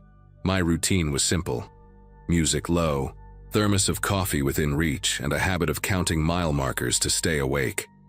That night, the sky was heavy with clouds, no moon at all, and the air felt damp like it might rain. I was between loads, heading toward an industrial park to pick up medical supplies scheduled for early morning delivery. Everything about the drive felt ordinary until I saw the figure standing on the shoulder, waving both arms. At first, I thought it was a trick of the headlights, but the shape didn't move away. I slowed and saw a young woman in jeans and a gray hoodie, hair sticking to her face from the wind. She looked terrified, eyes darting toward the trees like she expected someone to come out of them. I pulled onto the gravel, keeping the rig's hazards flashing, and she ran up to the door before I could even roll the window down. "Please, my car died," she said, voice cracking. She was shaking so badly she could barely hold her phone. Against better judgment, I unlocked the passenger side and let her in to warm up. She smelled faintly of diesel and some sharp chemical scent I couldn't place. While I dialed for roadside assistance, she kept thanking me, saying most drivers just sped past, Her name, she said, was Tara. She worked part-time at a lab in the city and had been driving back after a late shift when her car broke down. I believed her. She looked exhausted, pale under the dash light. We made small talk about night driving, gas prices, the weather, but every few seconds she glanced toward the console where my dispatch papers sat. I didn't think much of it until she quietly slipped one folded sheet into her jacket pocket. I caught the motion in the corner of my eye. "Hey, what are you doing?" I asked. She froze for a split second, then laughed it off, saying she thought the paper was hers. I didn't push it, I just wanted to drop her at the next safe spot. A few miles later, I pulled into a way station that was closed for the night. Lights on, nobody there. The moment I stopped, she changed. Her polite tone vanished. "I can't get out," she said flatly. "Not yet." Then she reached into her bag and took out 2 small vials wrapped in gauze. "I need to deliver these. It's urgent. 2 exits ahead." At first I thought she was joking. I told her there was no way I was driving anywhere without knowing what was inside those vials. She pressed her thumb against one of the labels, and I saw the print blur. It wasn't even sealed properly. "They're medical samples," she said, eyes locked on mine. "Just fluids, nothing dangerous, I swear." I told her I'd call a tow truck for her car, and maybe she could explain everything to the cops when they showed up. That's when her whole demeanor shifted. She unzipped her hoodie and pulled out her phone, flipping the screen toward me. It showed a map of my route, my carrier name, and my home address in bold letters. She must have noticed how I looked at the screen because she smiled, not the friendly kind. "You're not really in a position to say no," she said softly. "You're marked as the driver on this load. If I make one call, your log shows tampering, maybe even cargo interference." My throat tightened. I asked her how she got that information, and she told me there were people who monitored sympathetic drivers, those who picked up strangers, offered rides, or helped stranded motorists. "You're exactly who we look for," she said. "Decent, predictable." The words made me feel smaller with each syllable. She started explaining things I didn't want to know. How courier rings moved unregistered biomedical material between private labs. How sometimes they lost couriers, so they used helpers, regular drivers, unaware at first, then pressured later. She said those who refused were blacklisted. "It's easy," she went on. "All they have to do is file a report. 1 ELD discrepancy, 1 missing scan, and your company dumps you." She said it like she'd done it before. I remember gripping the wheel so tightly my knuckles ached, trying to keep my breathing steady. I told her to get out. She didn't even blink. Instead, she leaned back and crossed her arms like she owned the cab. The only sound was the hum of the refrigeration unit outside. My hazard lights blinked red across her face every few seconds, like a metronome counting down. I tried reasoning, told her she could walk, that I wouldn't tell anyone. She said she'd already sent messages to her people, sharing my truck number and location. "You can't disappear," she added quietly. "You drive on public roads. You leave a trail every day." For the first time in my life, I wished the way station wasn't so empty. I sat there for what felt like forever, headlights sweeping past from the highway now and then, each one briefly lighting her face. I knew if I panicked, I'd lose control of the situation completely. So I did the only thing I could think of. I played along. I told her fine, I'd take her 2 exits down. I turned the rig back on, pretending to adjust the GPS, but I was actually opening the camera app on my phone, trying to record without her noticing. She kept checking her messages, whispering under her breath like someone was giving her directions. I merged back onto the highway, my pulse so loud it drowned out the engine. When we reached the next exit, she pointed toward a narrow frontage road that cut behind a cluster of old warehouses. The lights ahead were dim and yellow, flickering like they hadn't been replaced in years. "There," she said, and I could see a black SUV idling by a dumpster, no plates visible. I slowed down but didn't stop completely. Instead, I told her the brakes were acting up and that I needed to roll forward a bit before I parked. As soon as she looked toward the windshield, I hit the air horn, long and loud. The SUV's headlights flashed, and whoever was inside backed away fast, startled. In that instant, she yelled at me to stop, but I threw the truck into gear and kept going. She screamed something about ruining everything, but I barely heard her. A few miles down, I pulled into a brightly lit rest stop where a couple of other drivers were parked. She tried to open the door, but the handle jammed, child lock still on. I shouted for one of the guys outside to call the police. When she realized people were watching, she stopped shouting and went eerily calm, tucking the vials back into her jacket like nothing had happened. By the time the state trooper arrived, she'd changed her story again, said I'd offered to smuggle things for her and then turned on her. But I had the video, even if it was shaky and half dark. They took her away after checking her ID. Apparently it didn't match any real record. The trooper told me to keep my doors locked and file a report with my company immediately. For weeks after, I expected someone to call, or for those people to show up at a fuel stop somewhere, but nothing ever came of it. The company said there was no record of any complaint, no sign anyone had tried to access my ELD logs. Still, I changed routes and never stopped for anyone again. Sometimes late at night when I pass an empty shoulder, I think about that first glimpse of her under the headlights. I used to think helping strangers made the road a little less lonely. Now, I just keep driving.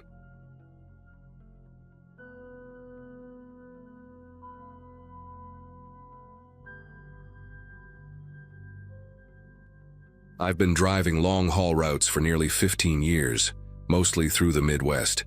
Back then, I had a habit of stopping at the same small rest area off I-70. Nothing big, just 2 gas pumps, a diner with 5 booths, and a vending machine that always ate my quarters. The kind of place you remember because it breaks up the monotony of endless miles. I'd been there maybe a dozen times over the years, enough for the waitress to start recognizing me. Her name was Lila, I think, red hair tied up with a pencil, and that habit of humming old country tunes while refilling coffee. That week started like any other. I left St. Clair County before dawn, planning to make it to Denver by nightfall. Around mid-morning, I reached the exit where the rest stop always sat. The big blue sign that used to say, "Fuel, Food, Restrooms" was gone. At first, I thought maybe construction crews were redoing the entrance, but when I pulled in, the asphalt was cracked and overgrown. The gas station canopy still stood, but the pumps were missing entirely, just metal stubs jutting from concrete like broken teeth. I parked the truck, got out, and stood there for a minute trying to piece it together. The diner windows were boarded up from the inside. The menu sign faded into a ghost of its old self. No tire marks, no trash, no evidence anyone had been there in months. Even the air felt still, like the whole place had been vacuum sealed. I walked around back, half expecting to find a closed for renovation notice, but there wasn't a trace. Just silence and wind whistling through an empty ice freezer. Confused, I decided to stop at the next town a few miles down the highway. I pulled into a small diner off Main Street, grabbed a coffee, and asked the lady behind the counter what happened to the rest area down the road. She looked at me like I'd asked about a dream. Said she'd lived there her whole life and never heard of any rest stop near that exit. When I tried explaining where it used to be, she laughed softly and said maybe I was mixing it up with somewhere else. But I knew that stretch of road like the back of my hand. I couldn't shake the weirdness. After finishing my coffee, I went back to the truck and pulled up my GPS history.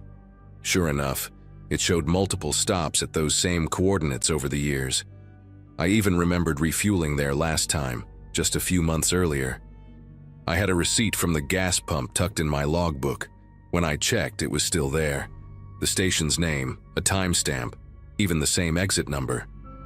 But when I tried looking up the company online, there wasn't a single record of it.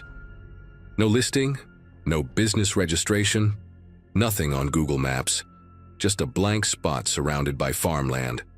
That night, parked at a truck stop outside Hayes, I started scrolling through old dashcam footage. It took a while, but I found a clip from a previous trip, clear as day, pulling into that exact rest area. You could see the diner's red neon sign flickering, a guy in coveralls fueling up his pickup, and that same blue logo on the gas canopy. But when I paused the frame and zoomed in, something about the background bothered me. There weren't any highway signs visible, no mile markers, no exit numbers, just darkness beyond the lot, like the whole thing existed in its own pocket of space. The next morning, I called the state highway department, hoping maybe it had been shut down for safety reasons. The operator checked their database and said there were only 2 official rest areas along that section of I-70, and neither matched the one I described. She even emailed me a map to prove it. I mentioned the receipt, but she said counterfeit branding isn't unheard of, and that I should contact the state police if I thought something shady was involved. That word, counterfeit, stuck with me the rest of the drive. So later that afternoon, I stopped by a patrol office off the interstate. The officer on duty, Sergeant Hill, listened to my story without interrupting. When I showed him the receipt and dashcam clip, he leaned closer to the screen, his expression tightening. He asked me to forward the footage to a specific email, then told me quietly that I wasn't the first driver to bring up a disappearing rest area. Apparently, others had reported similar locations. Fake truck stops popping up overnight, built by organized groups trying to skim electronic logs and cargo manifests from long-haul rigs. Sergeant Hill explained that the setup was sophisticated. These groups would scout quiet stretches of interstate, rent or buy old lots, and reconstruct fake rest stops with stolen signage and used equipment. They even installed dummy fuel pumps wired to hidden devices that read ELD ports when drivers connected for receipts or Wi-Fi. It looked legitimate enough. Logos, uniforms, receipts, everything. Then, when they had enough data, they'd target certain trucks carrying high-value cargo. By the time police got wind of it, the entire operation would vanish overnight, dismantled piece by piece before dawn. When I asked how they could pull it off without anyone noticing, he said they used stolen construction permits and unregistered trucks, working mostly after midnight. Locals thought it was state maintenance or contractors putting up a new facility. By the time daylight came, it looked like a normal, open rest stop. Then one night they'd load everything back up and disappear, leaving only concrete and weeds. Hill said they'd raided a few similar sites before, but most were wiped clean before evidence teams arrived. Driving home later that week, I passed that same exit again. I slowed down, staring at the empty lot, and for a second, I swore I saw faint tire tracks leading into the grass.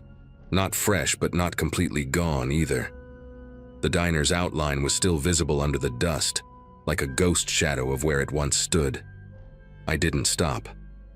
I just kept rolling west, the silence in the cab louder than the hum of the engine.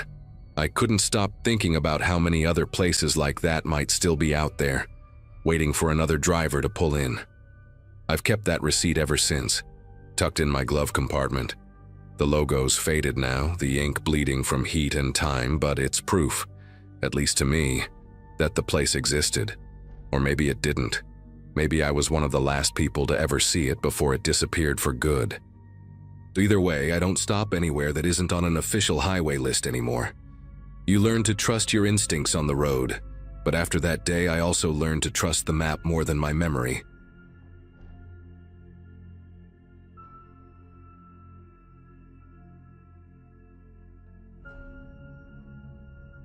Name's Aaron Mitchell, and for the last few years I've run a refrigerated rig hauling boxed beef and poultry into grocery chain distribution docks. Life on the road turned into a routine I could manage. Pre-trip at dawn, coffee that tastes like cardboard, and the white noise of the reefer humming behind me like a generator in a distant room.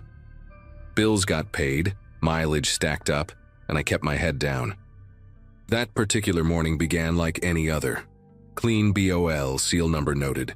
Temperatures steady at set point. The air carried that cold, metallic smell when you crack the trailer doors a sliver to check frost on the chute. Nothing exotic about the route, nothing unusual about dispatch. Still, a thought kept pinging the back of my mind.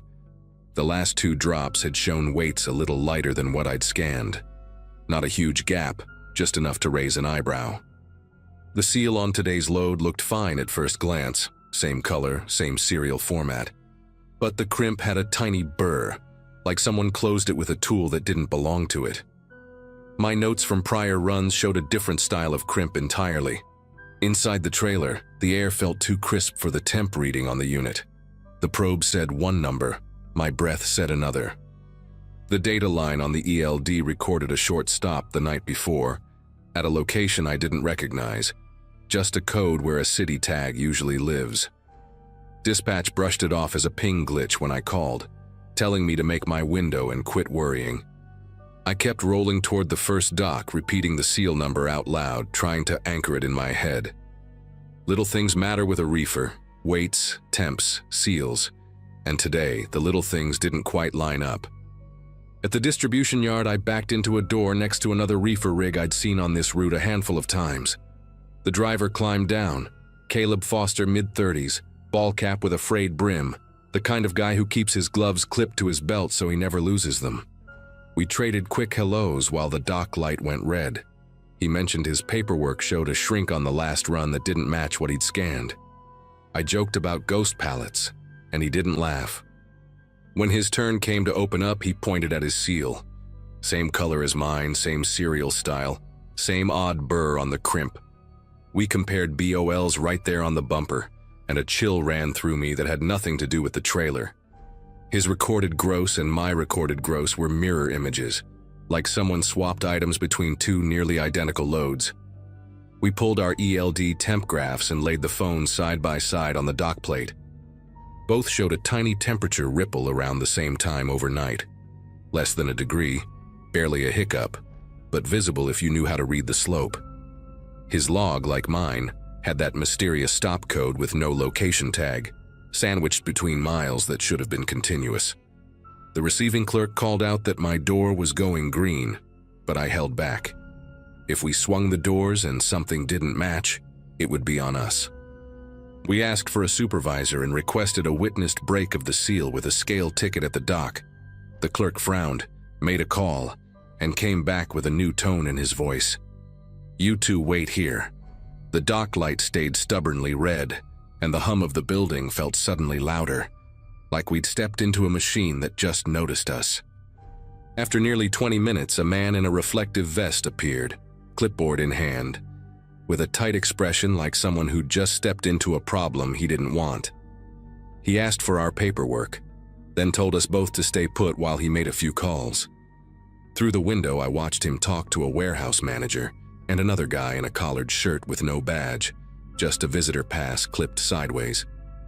They kept glancing at our trucks like we were part of something bigger than a missing pallet. The other drivers unloading around us looked uneasy. One muttered that corporate had been running new suppliers lately. Nobody seemed to know where those suppliers were based. When they finally broke the seals under witness, the trailer smelled wrong.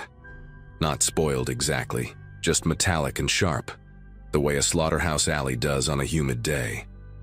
The boxes near the back looked fine, but halfway in, markings started to change. Some cartons had inked stamps that didn't match USDA print specs. One even had the font misaligned. Caleb's load showed the same irregularities. We filmed what we could before being told to stop. The warehouse manager's voice turned clipped, asking if we'd tampered with anything. He mentioned the possibility of contamination reports. I could tell the tone had shifted from concern to accusation. We were told to park and wait for further instructions. No one said who would be giving them. By late afternoon, a couple of unmarked sedans pulled up, and two men in suits started photographing both rigs, including license plates. One of them asked if I'd signed for my seals personally, as if I'd forged them myself. Caleb tried to reason with them, explaining how dispatch assigned the loads sealed and documented. They barely acknowledged him. Within an hour, we were escorted off the dock, told the loads were being held pending inspection. My company called soon after, flat tone, corporate speak, saying all deliveries for that supplier were temporarily suspended. 2 days later, the story broke on a regional news site. Drivers accused in meat tampering scandal, the headline said, with our truck numbers blurred just enough to avoid legal risk, but clear enough for anyone who knew us to recognize. The article claimed an investigation uncovered uninspected product distributed through unauthorized channels. tied to unlicensed slaughterhouses posing as USDA-certified facilities. The kicker was that the logistics company, our employer, collapsed almost overnight. Website offline, dispatch phones disconnected, payroll frozen. The whole thing vanished like it had never existed. Caleb texted me that night. "We were just delivery hands. How do we end up the villains?" The following week, state inspectors reached out for statements. They wanted to know when I'd first noticed irregularities, who had loaded the trailers, and whether I'd seen any third-party tags. I told them everything: the mismatched seals, the off readings, the duplicate stops on the logs. They listened, nodded, and promised follow-up. But the official report that came out later barely mentioned the drivers. It framed the entire thing as logistical oversight, implying we'd missed standard checks. No mention of counterfeit suppliers, no acknowledgement that the dispatch system had been rerouting data to fake coordinates. They needed scapegoats to make the story neat for the evening news, and two haulers fit the role perfectly. Caleb tried to find a lawyer, but every firm he contacted dropped him once they realized how messy the case was. I filed unemployment and waited for someone to tell me what came next. Weeks passed in silence. Every time I heard a reefer unit start up on a passing truck, it felt like a reminder of how quickly something ordinary can turn into evidence. One afternoon, a man in plain clothes came by my apartment with a card that had no department name, just a phone number. He said off the record that investigators had traced the missing product to warehouse shells leased under fake business names. The people behind it had scrubbed their trail so clean that even the leasing agents didn't know who paid them. Months later, I started hauling again for a smaller outfit, sticking mostly to regional runs. I still check every seal twice, compare serials to the log, and avoid night pickups whenever possible. Sometimes I think about how easy it was for an entire operation to exist in plain sight, using drivers like me as camouflage. Those counterfeit seals were the perfect disguise, small, ordinary details that no one questions until the numbers stop adding up. I kept one of them, the one from that last run, sealed in a plastic bag inside my glove box. A reminder that trust on the road isn't guaranteed, not even from the company whose name is painted on your trailer. I've told this story a few times, mostly to rookies at truck stops who think the scariest part of the job is fatigue or bad weather. They laugh until they realize how quiet the industry gets when something like this happens. The truth is, the most dangerous thing out here isn't what's on the road. It's what hides behind paperwork that looks official. I used to think I understood the business I worked in. Now, every manifest feels like a mystery waiting to unfold, one barcode at a time. Charlotte was supposed to be a quick in-and-out job. 3 days of meetings with a manufacturing client, then back home to Philadelphia. April of 2023 had been brutal on my schedule, with corporate sending me to a different city almost every week for these consulting gigs. Most guys who graduated with me in 2012 were already deep into family life, coaching Little League and complaining about lawn care, while I was still memorizing hotel checkout times and living off expense reports. The Airbnb I found was suspiciously cheap for downtown, $62 a night when everything else hovered around $200. But my company capped reimbursements, and I had become an expert at finding deals that let me pocket the difference. The listing photos showed a modest third-floor apartment in an old brick building. Nothing special but functional. I pulled up around 9 that Wednesday night after fighting traffic from the airport, and the street was oddly quiet.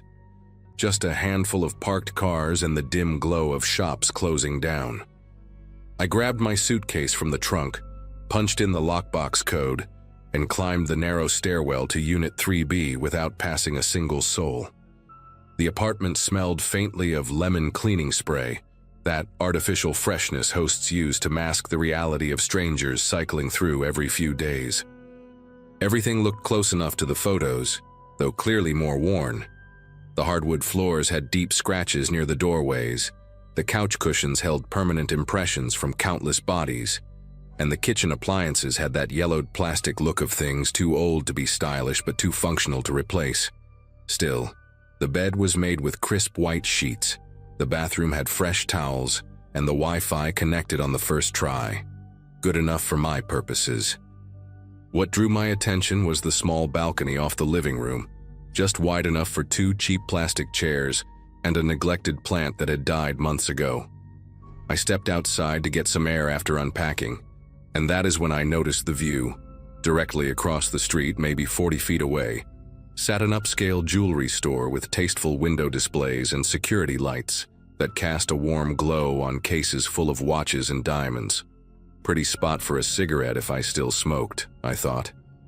I stood there for a few minutes scrolling through work emails, admiring how the gems caught the light, then went inside and passed out from exhaustion without giving it another thought.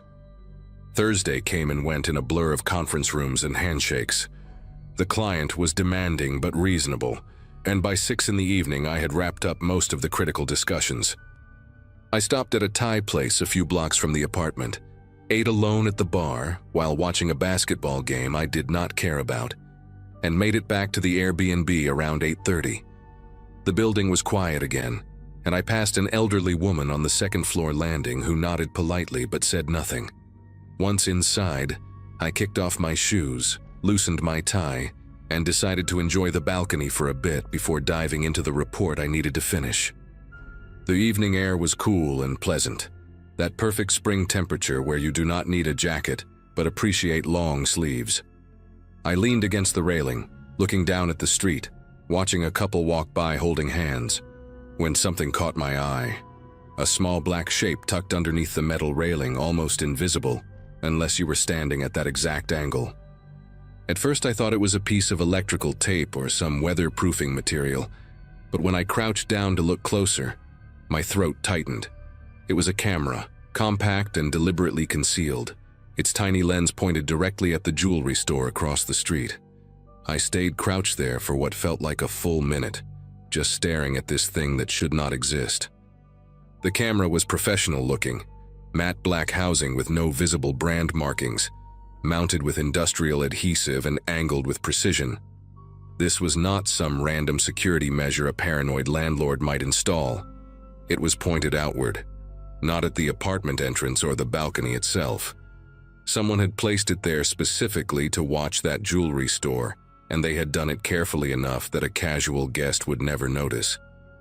I stood up slowly, my mind racing through possibilities. Maybe the Airbnb host was some kind of private investigator? Maybe the police had set up surveillance and forgotten to remove it?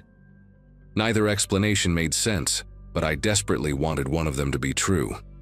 I pulled out my phone and took a few pictures of the camera from different angles, some instinct telling me I might need documentation later.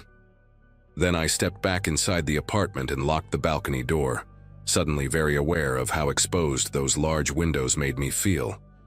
The jewelry store gleamed across the street, beautiful and oblivious, and I wondered what exactly I had stumbled into. I tried to convince myself I was overreacting. Maybe the previous tenant was a photography enthusiast who liked capturing street scenes. Maybe it was an old security setup the host forgot to mention. I paced around the living room for a few minutes, then decided I needed a glass of water to calm my nerves. The kitchen was small and cramped, just a narrow galley with barely enough counter space to prepare a sandwich. I opened the cabinet above the sink looking for a clean glass, found one, filled it from the tap. My hands were not steady. As I turned to set the glass down, I noticed one of the drawers beneath the counter was slightly ajar, maybe half an inch open. Normally I would have ignored it, but something about the night had put me on edge, made me hyper-aware of every detail. I pulled the drawer open expecting to find the usual junk. Takeout menus, a can opener, maybe some dead batteries.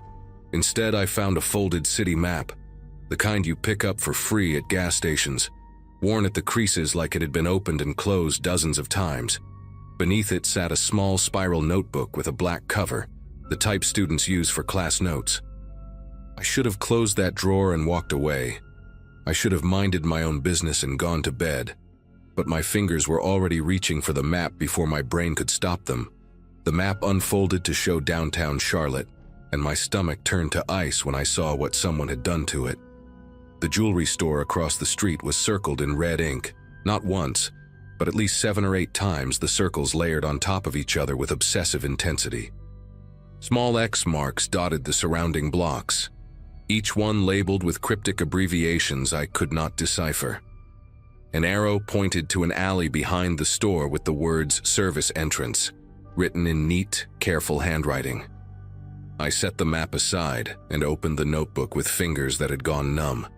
The first few pages contained what looked like a schedule. Names I did not recognize paired with times and days of the week. Carla opens Mon Wed Fry, arrives 8:45, disarms 8:52. Another entry read, "Night security passes at 11:13, clockwork never varies." Page after page of detailed observations about the jewelry store's operations, employee habits, delivery schedules, alarm company response times. This was not a curious neighbor keeping casual notes. This was reconnaissance, methodical and thorough, the kind of preparation that comes before something very bad happens. I closed the notebook and stood frozen in that tiny kitchen, the fluorescent light buzzing overhead, trying to process the fact that I was standing in what appeared to be a staging ground for a robbery. My first instinct was to call the police, but something held me back. What would I even say? I found a camera and some notes in an Airbnb, and I think someone might be planning a crime? They would ask questions I could not answer, maybe even suspect I was involved somehow. I was a stranger in this city, staying in a cheap rental across from a jewelry store, and I had just admitted to snooping through drawers. The optics were terrible. I decided to pack my things quietly, leave the apartment, find a hotel for the night, and figure out what to do in the morning with a clear head. I was halfway to the bedroom to grab my suitcase when I heard it. Footsteps in the stairwell, slow and deliberate, the heavy tread of boots on old wooden steps. The building had been silent all evening, and these footsteps were not the casual pace of someone coming home after a long day. They were measured, purposeful, and they stopped on the third-floor landing. I stood perfectly still in the middle of the living room, holding my breath, listening. Voices now, low and muffled, at least two different people speaking in hushed tones right outside my door. I could not make out the words, but the rhythm was unmistakable. This was a conversation, not a greeting between neighbors passing in the hall. I moved toward the door as quietly as I could manage, stepping on the edges of the floorboards where they were less likely to creak. The apartment had one of those old doors with a brass peephole, cloudy with age but still functional. I pressed my eye against it and felt my entire body go rigid. 3 men stood in the narrow hallway, clustered close together like they were trying not to be overheard. The one closest to my door was tall and broad-shouldered, wearing a dark jacket and watching the stairwell like he expected someone else to appear. The second man was shorter, wiry, with a shaved head that gleamed under the dim hallway light. The third stood slightly apart from the others, older than them by at least a decade, with gray at his temples and the calm, patient expression of someone who had done this kind of thing before. The tall one leaned in close to the older man and said something I could not hear. The older man shook his head slowly, then replied in a voice just loud enough to reach me through the thin door. "Check if the renter saw the setup. If he touched the materials, we handle it tonight." The shaved-head man reached for my doorknob, and I watched in horror as it began to turn. The deadbolt held. I had locked it out of habit when I came in, the way you do in unfamiliar places without even thinking. The knob twisted left, then right, then stopped. A pause. Someone muttered something about keys, and I heard the older man say, "Bobby has the spare. He is on his way up." I had seconds, maybe a minute at most. My mind went blank with panic, then snapped into survival mode with a clarity I did not know I possessed. The balcony. It was my only option. I moved fast but tried to stay silent, grabbing my phone and wallet from the kitchen counter, leaving everything else behind. The bedroom had a window that faced the same direction as the balcony, and I remembered seeing a fire escape during my brief exploration of the apartment. I slipped into the bedroom and eased the window open, wincing at the soft scrape of wood against wood. The fire escape was there, old and rusted but solid enough, dropping down to a narrow alley between buildings. Behind me, I heard new footsteps on the landing. Bobby with the spare key, I assumed, and the sound of metal sliding into a lock. I climbed out onto the fire escape and pulled the window mostly closed behind me, leaving it open just a crack so it would not latch and trap me if I needed to come back. Not that I planned to ever set foot in that apartment again. The fire escape shuddered under my weight as I descended, each step producing a metallic groan that sounded deafening in the quiet night. I forced myself to move slowly, gripping the railing with white knuckles, terrified that the noise would alert the men now entering the apartment above me. Second floor, first floor, then a ladder that dropped the final 10 feet into the alley. I hung from the bottom rung and let go, landing hard on concrete and feeling the impact shoot through my ankles. The alley was dark and narrow, lined with dumpsters and the back entrances of businesses that had closed hours ago. I could hear muffled sounds from above, footsteps moving through the apartment, a door slamming, someone shouting something I could not make out. They had discovered I was gone. I ran. Not jogged, not walked quickly, but ran with everything I had toward the strip of light at the end of the alley where it opened onto a main street. My dress shoes slapped against wet pavement, my lungs burned, and I did not look back once. I burst onto the sidewalk and nearly collided with a woman walking her dog, who gave me a startled look as I mumbled an apology and kept moving. 2 blocks later, I found a busy sports bar with a crowd of people visible through the windows, and I pushed through the door like a drowning man reaching for a life raft. I found a booth in the back corner, slid in with my back against the wall, and tried to steady my breathing while a waitress asked if I wanted anything. I ordered a beer. I had no intention of drinking, just to have a reason to stay. My hands were trembling so badly I could barely unlock my phone, but I managed to pull up the photos I had taken of the camera on the balcony. Evidence. I had evidence. I called 911 and told the dispatcher everything: the hidden camera, the map with the jewelry store circled, the notebook full of schedules, the 3 men who had come to the apartment, what I heard them say through the door. The dispatcher kept me on the line while she sent units to the building, asking me to describe everything again. Slower this time. 20 minutes later, 2 officers found me at the bar and escorted me to their cruiser. They drove me back to the block where the Airbnb was located, but we did not go inside. Instead, we parked across the street and I watched from the back seat as more police arrived. Then detectives in unmarked cars, then a van I later learned belonged to a task force that had been investigating a string of high-end jewelry heists across 3 states. The officers asked me questions for over an hour, taking notes, recording my statement, examining the photos on my phone. One of them told me I was lucky, that these guys were professionals, that people who stumbled onto operations like this usually did not get the chance to run. The investigation took months to unfold, but I only learned the details much later through news reports and a single follow-up call from a detective named Reyes. The apartment had been rented under a fake identity, paid for with prepaid cards that were nearly impossible to trace. The 3 men I saw were part of a crew responsible for at least 4 other robberies, all targeting high-end jewelry stores in mid-sized cities across the Southeast. They would rent apartments with good sightlines, spend weeks documenting patterns and security protocols, then execute precise smash-and-grab operations that lasted under 3 minutes. The night I fled, they had apparently been there to retrieve their surveillance equipment and finalize their plan.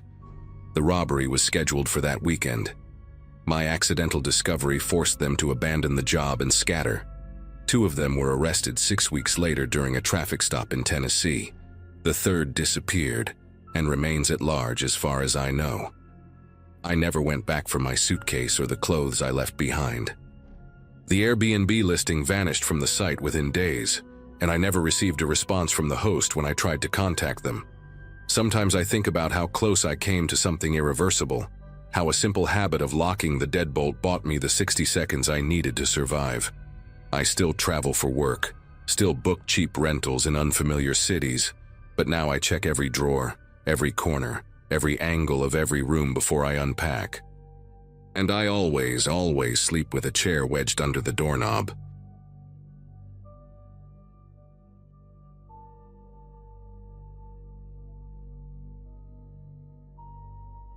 October 2022 had been rough on me in ways I still struggle to articulate.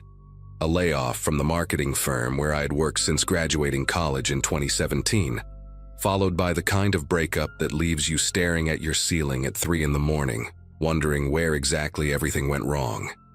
At 26, I found myself with a severance check, an empty apartment that still smelled like my ex-boyfriend's cologne, and an overwhelming need to be anywhere else. My friend Kelsey had been living in Portland for about 2 years, and she kept texting me that I should come visit, that a change of scenery would do me good. So I booked an Airbnb, an upstairs unit in a duplex on Birchwood Road, and decided to drive down from Seattle for a long weekend. The listing looked perfect in that carefully curated way rentals always do online. Exposed brick, a clawfoot bathtub, morning light streaming through tall windows. The reviews were mostly positive, guests praising the quiet neighborhood and the responsive host named Garrett. I packed a duffel bag and left on a Friday afternoon, hoping that a few days away might help me figure out what came next. I arrived at the duplex around 4 in the afternoon, and the place looked even better than the photos. It was an old Victorian painted sage green with white trim, sitting on a tree-lined street where the oaks were just beginning to show their autumn colors. The neighborhood had that established, peaceful quality. People walking dogs, kids riding bikes in driveways, the kind of scene that makes you feel safe without thinking about it. I grabbed my bag from the trunk of my Subaru and walked toward the side entrance that led up to my unit, following the check-in instructions Garrett had sent. That was when the front door of the downstairs unit swung open with enough force to rattle the frame. A man stepped out onto the porch, late 50s, maybe early 60s, with thinning gray hair and hollow cheeks that made his eyes look too large for his face. He wore a flannel shirt buttoned wrong, one side hanging lower than the other, and his gaze fixed on me with an intensity that stopped me cold in the middle of the walkway. Before I could say hello or offer any kind of greeting, he jabbed a trembling finger toward my face and spoke in a voice thick with accusation. "You came back to finish what you started, didn't you?" I stood there for a moment, completely caught off guard, my duffel bag hanging awkwardly from my shoulder. My first instinct was to laugh, because surely this had to be some kind of mistake or maybe even a weird joke. "I'm sorry," I managed to say, keeping my voice light and friendly. "I think you might have me confused with someone else. I just got here. I'm renting the upstairs unit for the weekend." The man's expression didn't soften. If anything, his eyes narrowed further, scanning my face like he was searching for something hidden beneath the surface. He took a step closer to the edge of his porch, close enough that I could see the patchy stubble on his jaw and the dark circles carved deep under his eyes. "That's exactly what you'd say," he muttered, more to himself than to me. "That's exactly what they told you to say." I felt my smile falter, unsure how to respond to that. After an uncomfortable silence that stretched on for what felt like a full minute, he finally turned and retreated back inside, slamming his door hard enough to make the porch railing vibrate. I stood frozen on the walkway for another few seconds, trying to process what had just happened. Then I shook it off and headed up the exterior staircase to my unit, telling myself that every neighborhood has its eccentric characters. Maybe he had dementia, or maybe he was just having a bad day. People say strange things sometimes. It doesn't always mean something sinister. The upstairs apartment was exactly as advertised. Clean, bright, with that exposed brick wall and the beautiful clawfoot tub I had seen in the photos. I dropped my bag on the bed and texted Kelsey that I had arrived safely, then spent the next hour unpacking and settling in. We made plans to grab dinner the following evening, and I poured myself a glass of wine from the bottle I had brought, and sat by the window watching the street darken as the sun went down. By 9 o'clock, I had almost convinced myself that the encounter with the downstairs neighbor was nothing more than an awkward misunderstanding, something I would laugh about later. I changed into pajamas, crawled into the surprisingly comfortable bed, and closed my eyes. That was when the pacing started. At first, I thought it was just the normal sounds of an old house settling, or maybe the neighbor moving around before bed. But as I lay there in the darkness, I realized the footsteps were deliberate, back and forth, directly beneath my bedroom. The floorboards in these old Victorians are thin, and I could track his movement with unsettling precision. He would walk from one end of what I assumed was his living room to the other, pause for a few seconds, then turn and walk back, over and over again, like a caged animal. I checked my phone. It was almost 11. I told myself he was probably just an insomniac, maybe anxious about something, and that he would settle down eventually. But then I started to hear his voice. It was muffled through the floor, impossible to make out complete sentences, but the rhythm of it was clear. He was talking to himself, or maybe to someone who wasn't there.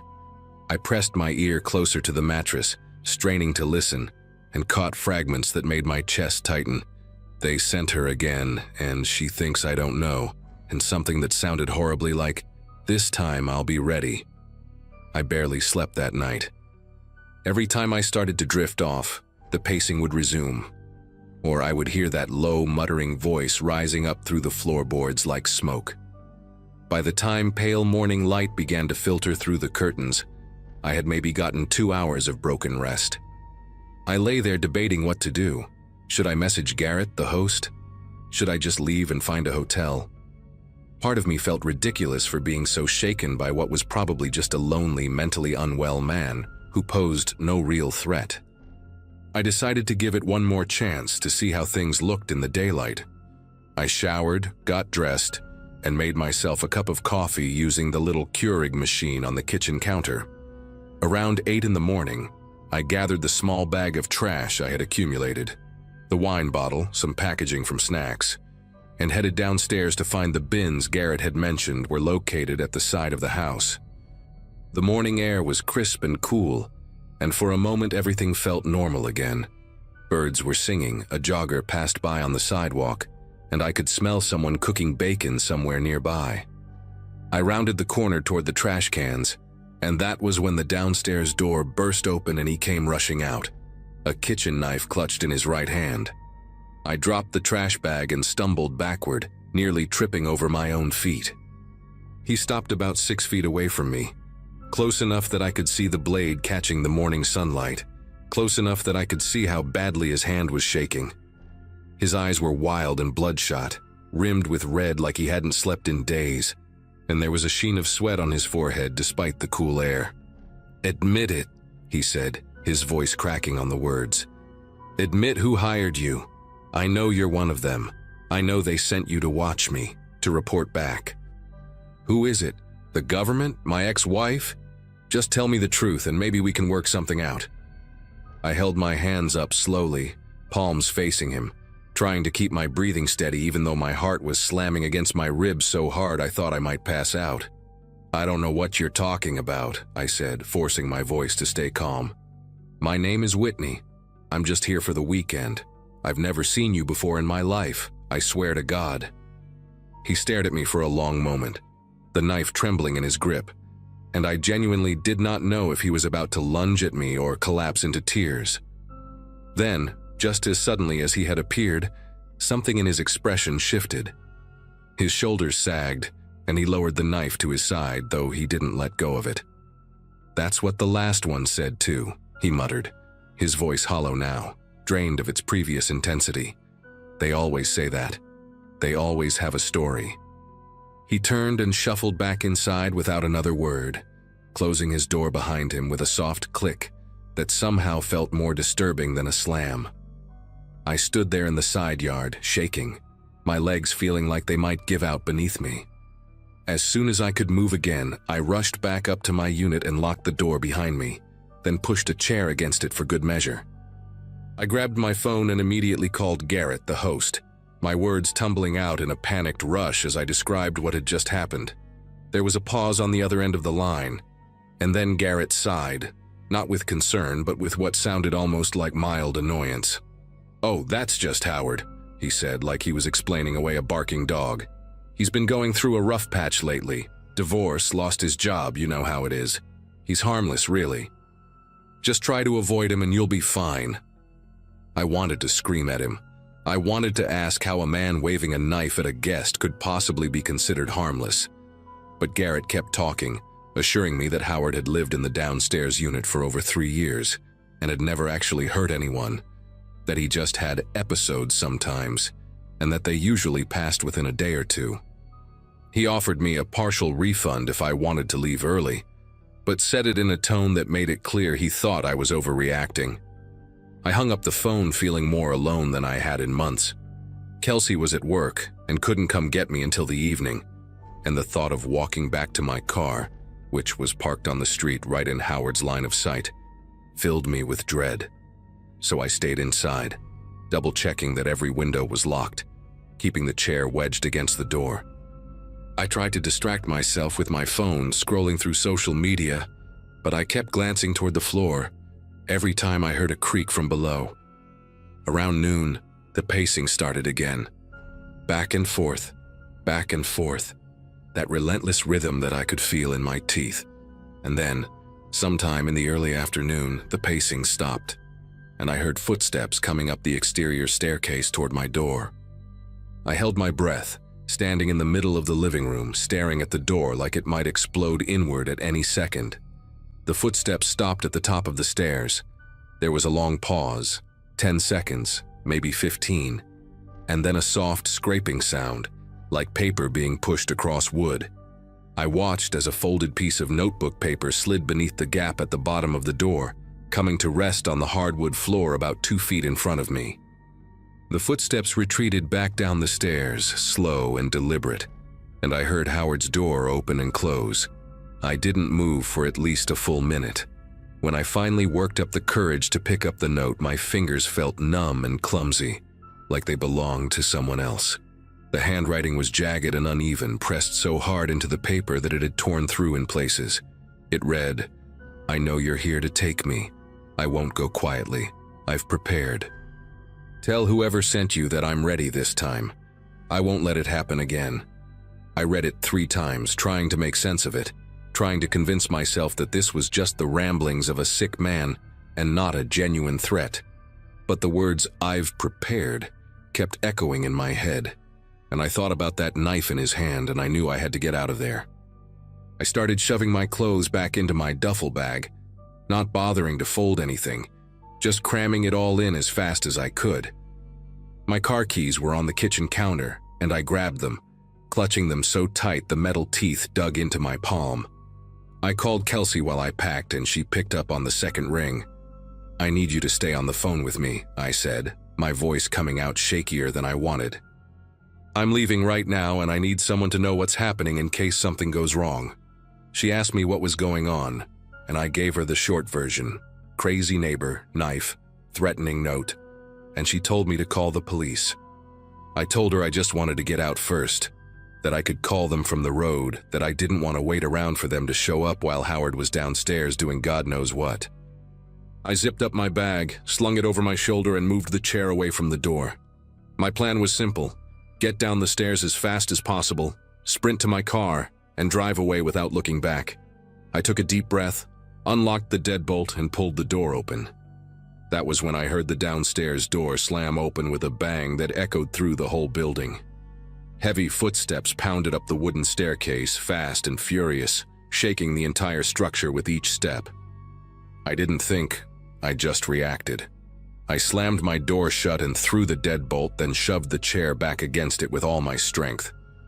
Kelsey was screaming my name through the phone, asking what was happening, and I couldn't even answer her because the footsteps had reached the top of the stairs, and now someone was pounding on my door so hard the hinges were rattling. "I know what you're doing." Howard's voice tore through the wood, raw and ragged and completely unhinged. "You're not taking me. You hear me? I won't let you take me like you took the others." I backed away from the door until I hit the far wall, my phone pressed to my ear, and I finally managed to choke out the words, "Call 911, Kelsey. Call them right now." The pounding continued, rhythmic and relentless, and I could see the door frame starting to splinter where the deadbolt met the wood. I looked around desperately for another way out, and that was when I remembered the window, the one that opened onto a small section of roof over the back porch. I ran to it, shoved it open, and climbed out onto the slanted shingles just as I heard the door finally give way behind me. The roof was steeper than it looked, and the shingles were slick with morning dew. I half crawled, half slid toward the edge, my duffel bag still somehow hanging from my shoulder, my phone clutched in my other hand. Behind me, I could hear Howard crashing through the apartment, knocking things over, screaming about conspiracies and surveillance and people coming to take him away. I reached the edge of the roof and looked down. It was maybe a 10-foot drop to the grass below, maybe less. I didn't let myself think about it. I tossed my bag down first, then lowered myself over the edge, hung by my fingertips for a second, and let go. I hit the ground hard, pain shooting through my ankles, but I was up and running before I even registered it. I sprinted around the side of the house toward my car, fumbling with my keys, not daring to look back. I could hear Howard somewhere behind me now, his voice carrying through the morning air, still ranting about them and the network, and how he wouldn't be taken alive.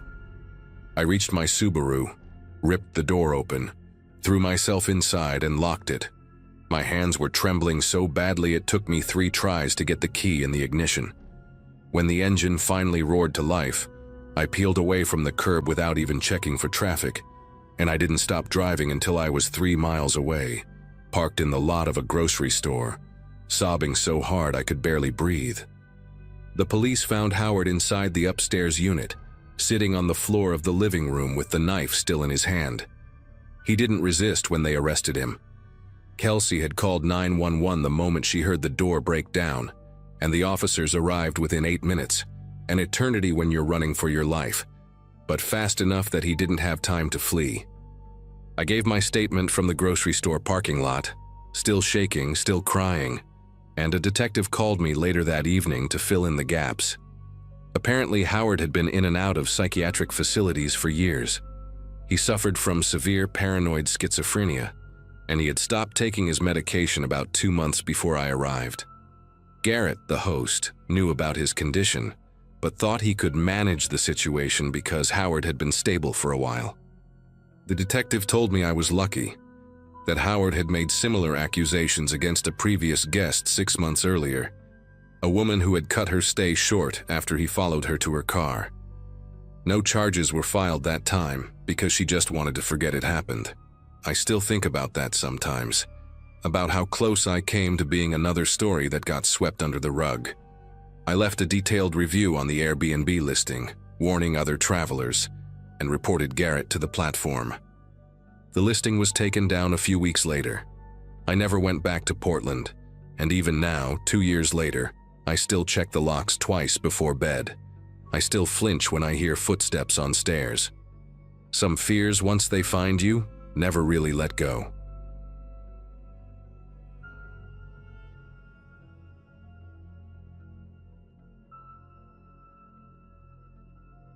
Booking apps make me nauseous now. Not exaggerating, I mean physically sick. Friends ask me to join them on trips and I make up excuses because I cannot explain what happened in April 2018 without sounding paranoid or crazy. At 26, right after a messy breakup that left me hollow, I decided solo travel would fix me. A co-worker had done this whole backpacking thing through Eastern Europe and kept sending photos of cheap hostels and empty beaches. I had savings from my consulting work, the flexibility to be remote for a few weeks, and nothing keeping me home anymore. So I picked a small coastal country I had only seen mentioned in budget travel blogs. Off the tourist radar, beautiful old towns, and prices that seemed almost too good. I told myself it would be an adventure, a reset. I found this apartment listing on one of those rental platforms. Nothing fancy but cheap. Around 40 euros a night for a 1-bedroom in a town with a name I still cannot pronounce right. The reviews were decent, maybe 15 total, all short and generic but positive enough. The host called himself Bogdan, responded fast, seemed helpful through the app messages. He sent the address and a lockbox code for the key. My flight had 2 connections, and by the time I landed, it was already dark outside. A bus took me from the airport to the town center. Then I walked maybe 20 minutes dragging my suitcase over uneven cobblestone, using my phone GPS to navigate. The building looked old, 5 or 6 stories, with a heavy wooden door that groaned when I pushed it. Inside, the stairwell reeked of cigarette smoke mixed with something damp, and the lights operated on a timer that clicked off every 30 seconds, leaving me standing blind between floors while I scrambled to find the next switch. The apartment was on the 4th floor. I got the key from the lockbox, let myself in, and immediately felt relieved. It looked exactly like the photos, maybe even a bit nicer. Clean, small kitchen, a bed that seemed comfortable enough. I dropped my bags and went to close the curtains when I noticed the window faced the interior courtyard and another building across the way. A few windows over there had lights on, people moving around inside their homes. Normal stuff. I showered, ate some crackers I had packed, and decided to head out to grab a real meal since I had seen a few restaurants still open near the bus stop. It was around 10 at night, cold but not freezing, and the streets were mostly empty. I found a place that had English on the menu, ordered some kind of meat dish using hand gestures and my translation app, and ate quickly. The waiter was polite but did not speak much English. I paid in cash, left a tip, and started walking back. That is when I first saw them. 2 men standing near the entrance of my building, right by the heavy wooden door. They were not doing anything specific, just standing there smoking, talking quietly to each other. One was tall and thin, maybe in his 40s, wearing a dark jacket. The other was shorter, stockier, with a shaved head and a tracksuit. I would not have thought twice about it except for the way they both stopped talking and turned to look at me as I approached. Not a casual glance, but a direct stare that followed me as I punched in the building code and pushed the door open. I felt their eyes on my back as I stepped inside.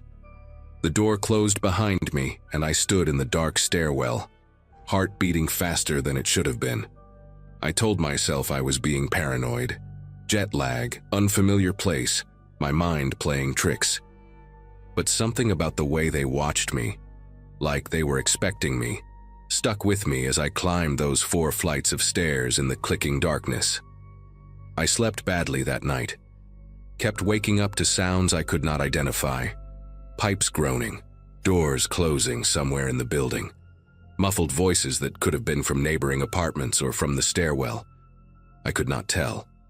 Around 3 in the morning, I heard footsteps outside my door.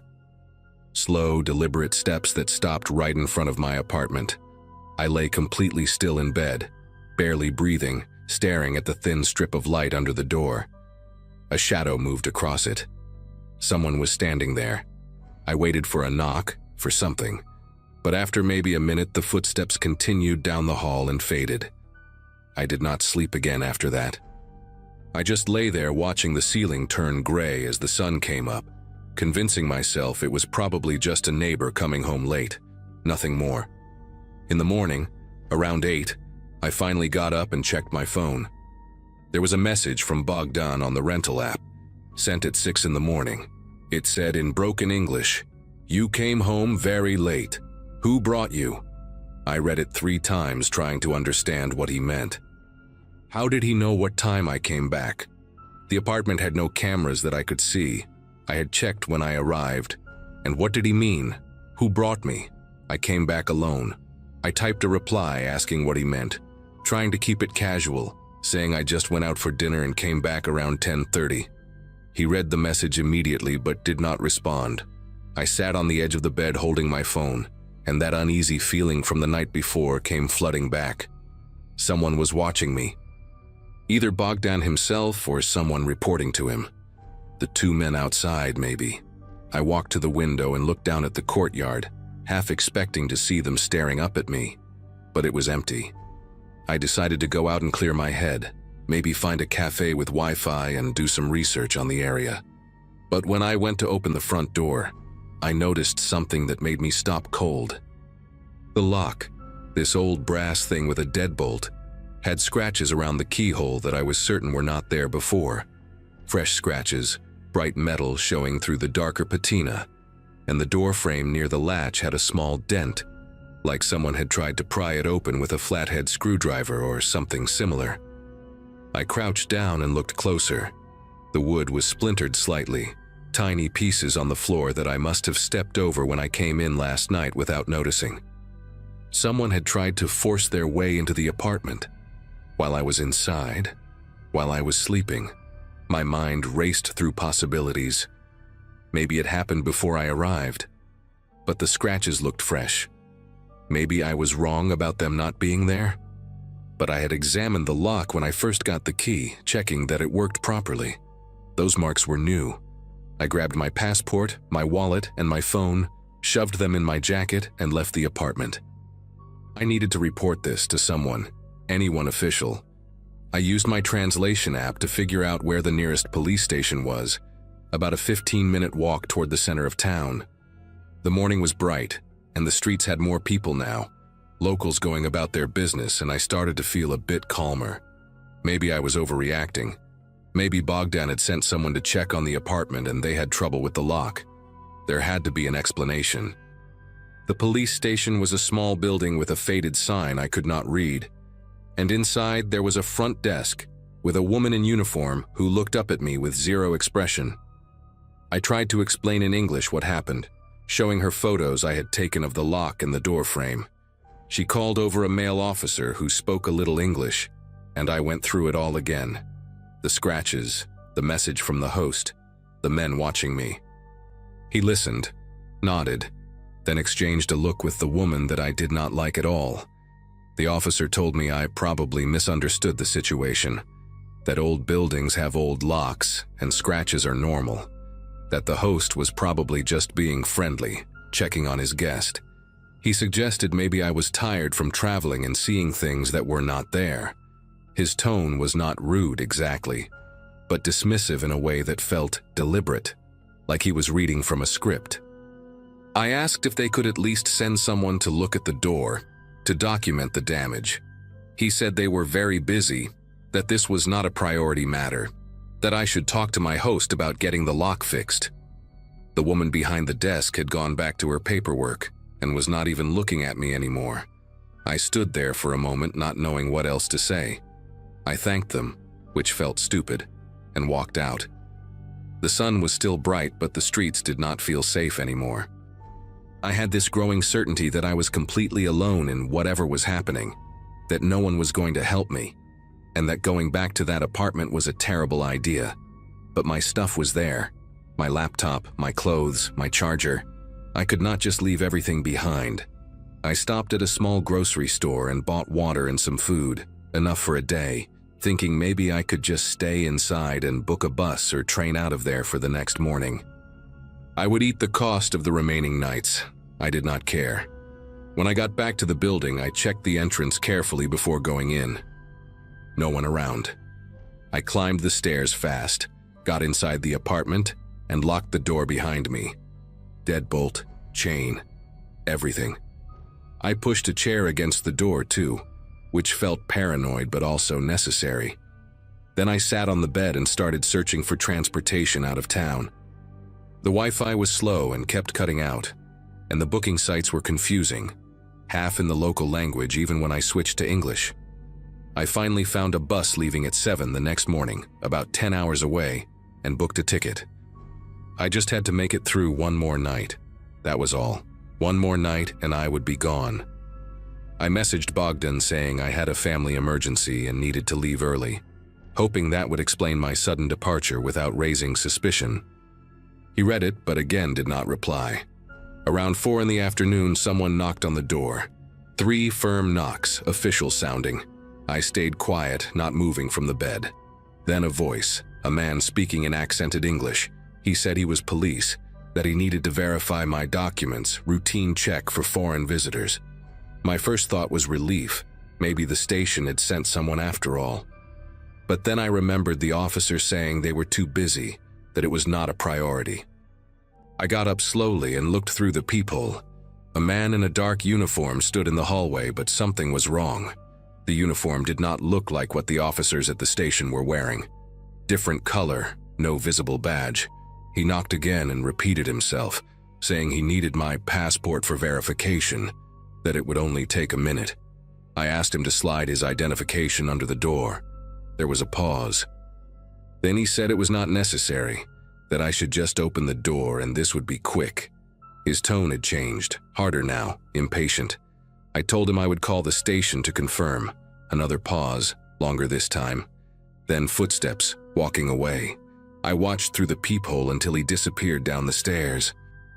My hands were trembling as I grabbed my phone and tried to find the number for the police station. But when I finally got through, the woman who answered did not understand my English, and I could not make the translation app work fast enough. I gave up after a few minutes of useless back and forth. An hour later, maybe a bit more, I got a message from Bogdan. This time he wrote that I owed additional fees, something about local tourist taxes that were not included in the original booking. He said it was €200 and that someone would come to collect it this evening. I knew it was fake. I had researched the area before booking and there were no such fees, nothing like that amount anyway. I typed back saying I had already paid everything through the app and would not be paying anything else. He responded immediately this time. Just one line. Better you pay. Easier for everyone. I stared at those words for a long time. It was not a suggestion. It was a threat. I looked around the small apartment, at the chair still pushed against the door, at the window facing the courtyard, at my suitcase half packed on the floor. The sun was starting to go down and the room was getting darker. I thought about calling the embassy, but I did not even know if there was one in this country, or how long it would take them to do anything. I thought about just grabbing my bag and running to the bus station, spending the night there if I had to. But the bus did not leave until 7 in the morning, and I did not know if the station was even open overnight or safe to stay in. Around 9 that night they came. I heard them before I saw anything. Footsteps on the stairs, more than one person, and then they stopped outside my door. A soft knock, almost polite, then a voice I recognized, the same accent as the fake officer but different, rougher. He said my name, pronounced it wrong but close enough. Said they were there to collect what I owed, that I should open the door and we could sort this out like adults. I did not answer, did not move. Another knock, harder this time. Then the second voice, the one I had not heard before, said something in their language to the first guy. I heard what sounded like metal touching metal near the lock. They were trying to get in. I grabbed my phone and did the only thing I could think of. I started a video, pointed it at the door, and said out loud in English that I was recording, that I had contacted my embassy, that people knew where I was. Complete lies, all of it. But I said it loud and clear. The sound stopped. Silence for maybe 10 seconds that felt like an hour. Then the first voice again, calm now, almost amused. He said, okay, no problem. Said I should enjoy my stay. And then footsteps again, going down, getting quieter until I could not hear them anymore. I sat on the floor with my back against the bed, phone still recording, and I did not move for the rest of the night. I did not sleep. I barely blinked. I just sat there in the dark, watching the strip of light under the door, waiting for the shadows to come back. They never did. At 5 in the morning, when the sky started getting light, I grabbed my suitcase and left everything else behind. Charger, some clothes, a book I had been reading. I did not care. I walked to the bus station through empty streets, jumping at every sound, every person I passed. The station was open, a few other travelers sitting on benches looking half asleep. I found a corner where I could see all the entrances, and I waited. The bus came at 7, exactly on time, and I got on without looking back. I did not feel safe until we crossed the border into the next country, 3 hours later. Even then, I kept checking behind me, kept expecting to see that tall man in the dark jacket or the one with the shaved head. But they were gone. Or maybe they just found someone else. I never reported it to anyone, not properly. Who would I report it to? The police were useless or complicit. The rental app sent me a generic response when I complained. Something about investigating the matter, and the listing stayed up for months after. I checked. Bogdan even left me a review, 1 star, saying I was a difficult guest who left without paying what I owed. I did not respond. I just deleted my account and tried to forget any of it happened. But I still think about those footsteps stopping outside my door. I still hear that voice saying my name, and I still wonder what would have happened if I had opened it.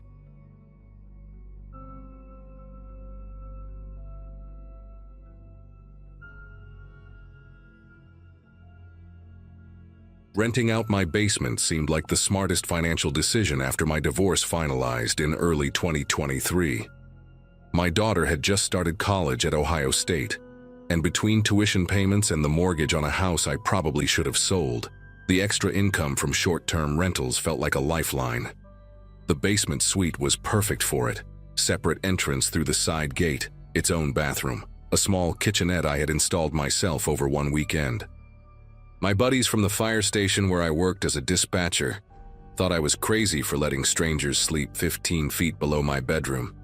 But after hosting maybe 40 or 50 guests over 8 months without a single issue, I figured I had the system down. Background checks, verified profiles, a strict no parties policy written in bold on the listing.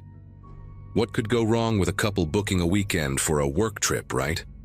They showed up on a Friday afternoon in late October, and I remember thinking they looked almost too ordinary. The man introduced himself as Craig, mid-40s maybe, with a firm handshake and the kind of forgettable face you see in insurance commercials.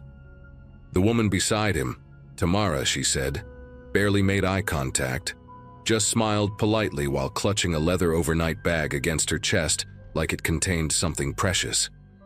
They drove a silver Nissan Altima with Kentucky plates. Nothing flashy, nothing suspicious. I gave them the standard tour, showed them how to work the thermostat, pointed out the fire extinguisher under the sink because old habits die hard. Craig asked about the neighborhood, whether it was quiet at night, and I told him this was the most boring street in Columbus. Nothing ever happened here. He laughed at that, this short little chuckle that seemed genuine enough at the time. I handed over the keys and told them to enjoy their stay, then went upstairs to heat up leftover pasta and watch the Buckeyes lose another game. If I had paid closer attention to the way Tamara kept glancing at the windows, measuring them with her eyes, maybe I would have seen what was coming. Friday night passed without incident. I heard them moving around down there, normal sounds, footsteps, the TV mumbling through the floorboards, water running through the pipes. Saturday morning I left early for a 12-hour shift at the station, and when I came back around 11 that night, the house was dark and quiet. I figured they had gone to bed early, maybe tired from whatever work thing brought them to town. I made myself a sandwich, answered a few texts from my daughter complaining about her roommate, and crashed hard. It was around 2 in the morning when the thumping woke me up. Not loud exactly, but rhythmic, like someone was moving furniture or dragging something heavy across the basement floor. I lay there for a few minutes, staring at the ceiling, telling myself it was nothing. People shuffle around at night, especially in unfamiliar places. But then I heard voices. Not just 2 voices, but several, layered on top of each other, a low hum of conversation punctuated by occasional laughter. I sat up in bed and checked my phone, half expecting a message from Craig apologizing for having a friend over. Nothing. I pulled on sweatpants and walked to the back of the house where I had installed a small security monitor that showed feeds from 3 cameras: front porch, backyard, and the side gate that led to the basement entrance. The front porch was empty, just my truck parked in the driveway under the streetlight. The backyard showed nothing but shadows and the old swing set my daughter used to love. But the side gate camera made me sit down on the edge of my bed and just stare. There were people streaming through one after another, at least a dozen that I counted in the span of 2 minutes.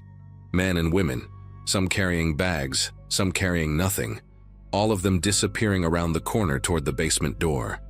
None of them looked up at the camera. They knew exactly where they were going, like they had done this before. I watched a guy in a black hoodie prop the gate open with a brick so it would not swing shut, making it easier for whoever came next. My listing specifically said maximum 2 guests. I had charged Craig for 2 people. And now there were at least 15 strangers in my basement, and I had no idea what they were doing down there. I spent the next hour going back and forth with myself about what to do. Part of me wanted to march down there and demand everyone leave, but another part, the part that had worked emergency dispatch long enough to hear how quickly situations turn violent, told me to wait until morning. These were not college kids throwing a house party. The people I saw on that camera moved with purpose, silent and organized. Around 3:30, The thumping stopped, and the voices faded to nothing. I finally fell into a shallow sleep with my phone clutched in my hand, the security app still open. When I woke up at 7, pale Sunday light coming through the blinds, I went straight to the back window that overlooked the yard. What I saw made me grab the windowsill just to steady myself. The grass was covered in trash. Beer bottles, plastic cups, fast food wrappers scattered everywhere like confetti after a parade. But that was not the worst part. Near the fence, maybe 10 feet from my daughter's old swing set, there was a blackened circle in the grass about 3 feet wide. Scorch marks. And in the center of that circle, I could see the melted remains of fabric, clothing, maybe, or sheets, twisted into unrecognizable shapes. I threw on shoes and went outside, not even bothering with a jacket despite the October chill biting through my t-shirt. The smell hit me before I even got close to the burn site. Chemical, acrid, nothing like a normal bonfire. I crouched down and looked at the melted fabric, trying to figure out what it had been. There were buttons mixed into the ash, and what looked like a zipper fused into a warped line of metal.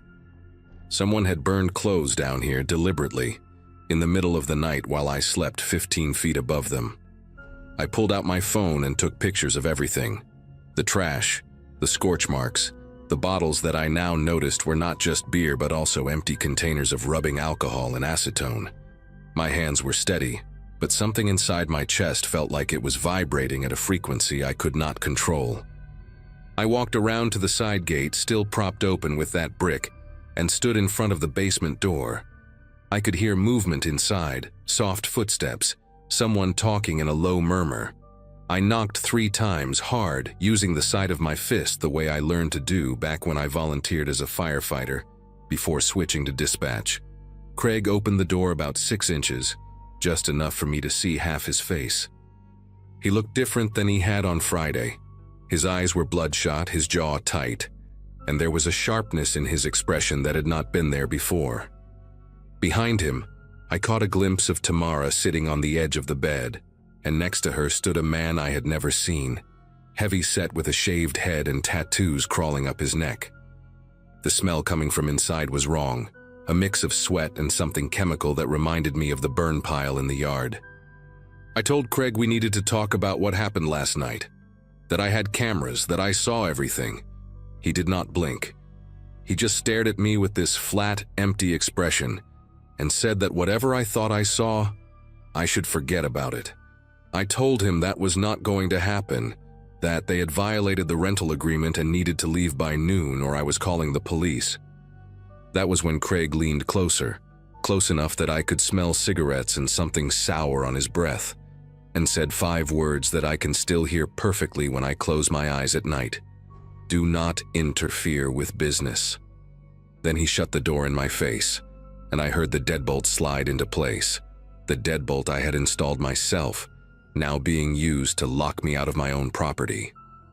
I went back upstairs and called the police non-emergency line, figuring this was a civil matter, an eviction situation at worst. The officer who showed up 40 minutes later was young, maybe mid-20s, with the kind of polite disinterest that told me he had already decided this was not worth his time. I showed him the pictures on my phone, walked him around to see the burn site and the trash, explained about the cameras and the crowd of people I had seen entering in the middle of the night. He nodded along, took a few notes, then knocked on the basement door himself. Craig answered with a completely different demeanor, friendly, apologetic, laughing about how they had invited a few friends over and things got a little out of hand. He called it a party dispute, a misunderstanding between neighbors, said they would clean up the yard and be out by checkout time tomorrow. The officer looked at me like I was the one causing problems.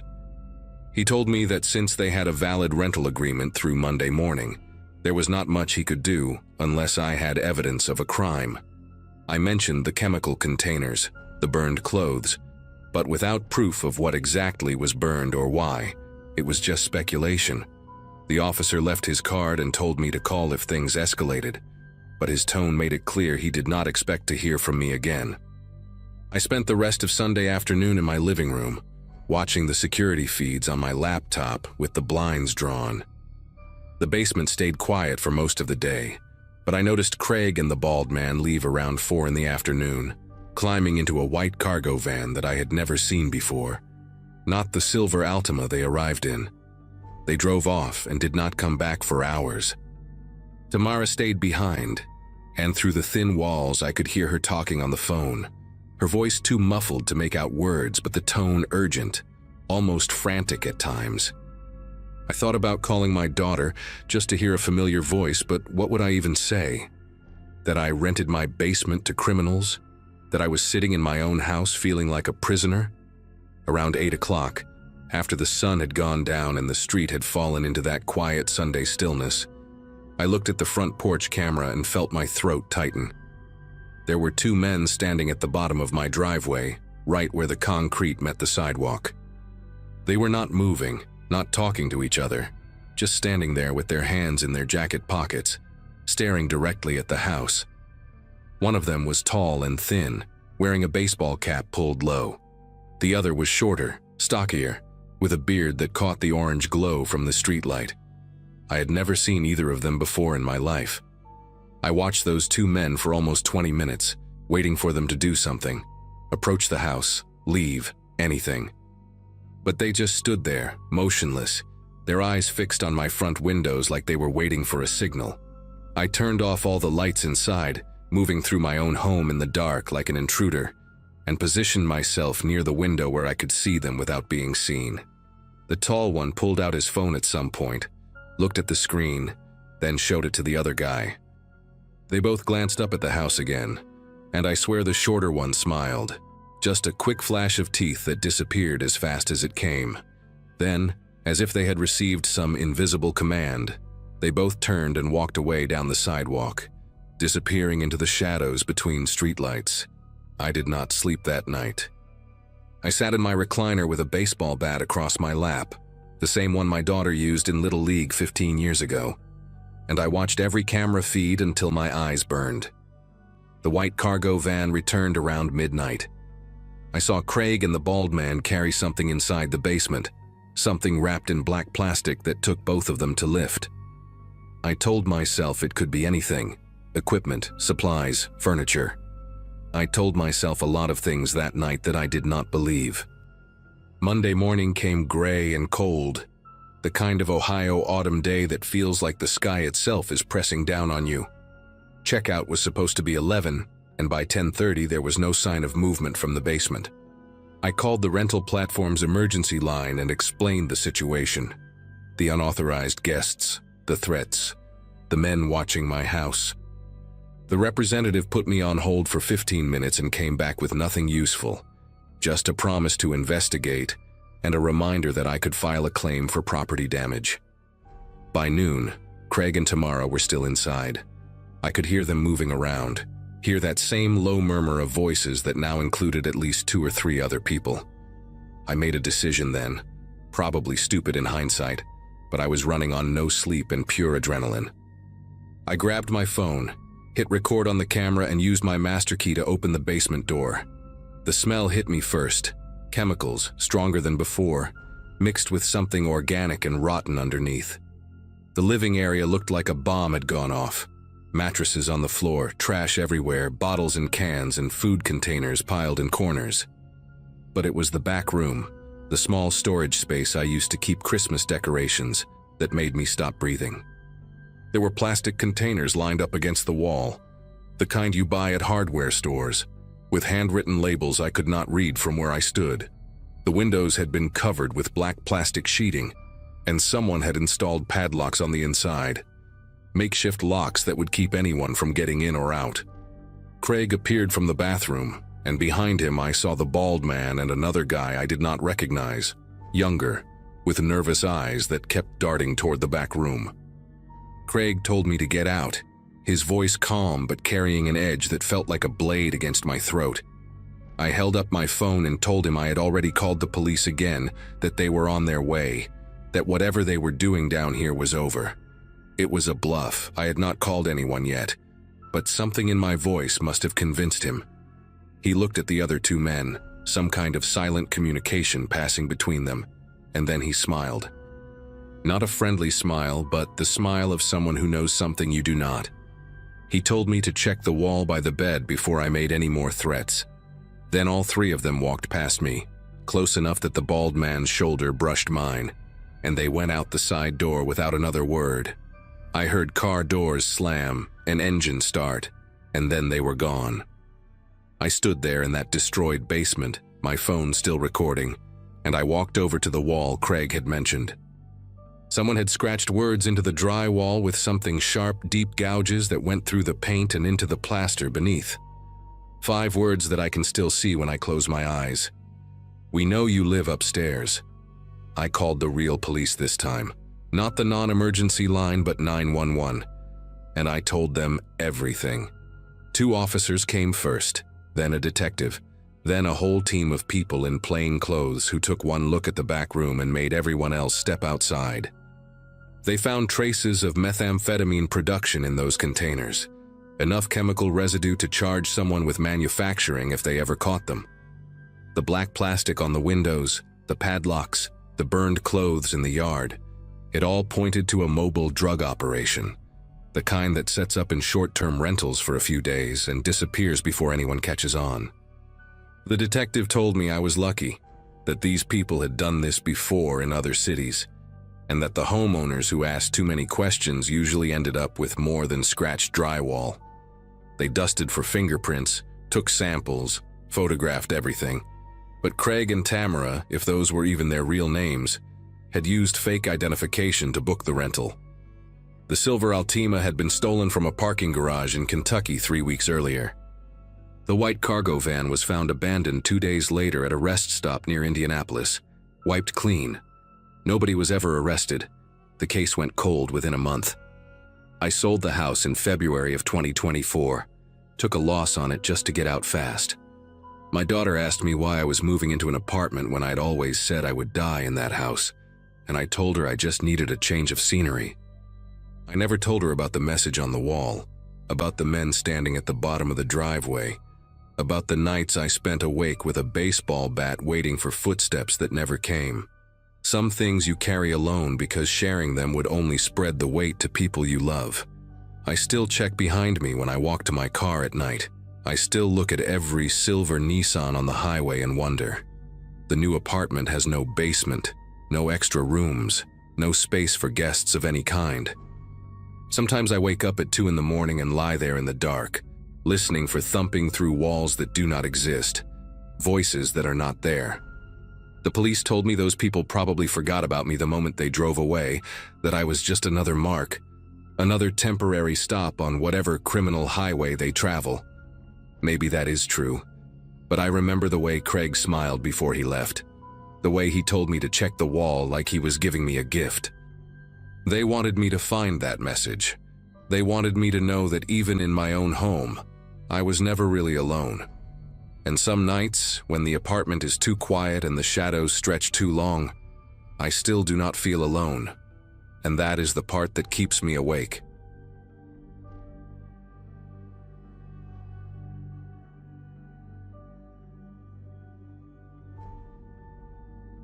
After 7 years of grinding through tax season after tax season at an accounting firm in Denver, I had finally done it, saved enough for a real trip.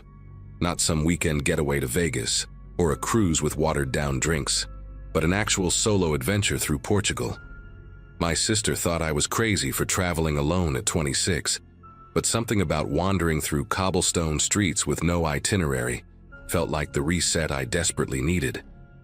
I landed in Lisbon on a Wednesday morning in late September 2024, jet-lagged but buzzing with that particular kind of excitement you only get when everything is unfamiliar. The plan was simple: spend 3 days in the capital, then head to Porto for another 4 before flying home. I had booked accommodations through Airbnb, choosing places that looked authentic rather than touristy. For Porto, I found what seemed like a steal: a private room inside a 19th century townhouse in the Ribeira district, hosted by a man named Gaspar who had dozens of 5-star reviews praising his hospitality and local recommendations. When I arrived at the address on that Sunday afternoon, the house exceeded my expectations in ways that made me giddy. It sat on a narrow street that wound up from the Douro River, its blue and white azulejo tiles gleaming in the autumn sun. Gaspar greeted me at the heavy wooden door with a warm handshake and a smile that crinkled the corners of his eyes. He was perhaps in his early 60s, with thick gray hair combed back, and a neatly trimmed beard that gave him an almost grandfatherly appearance.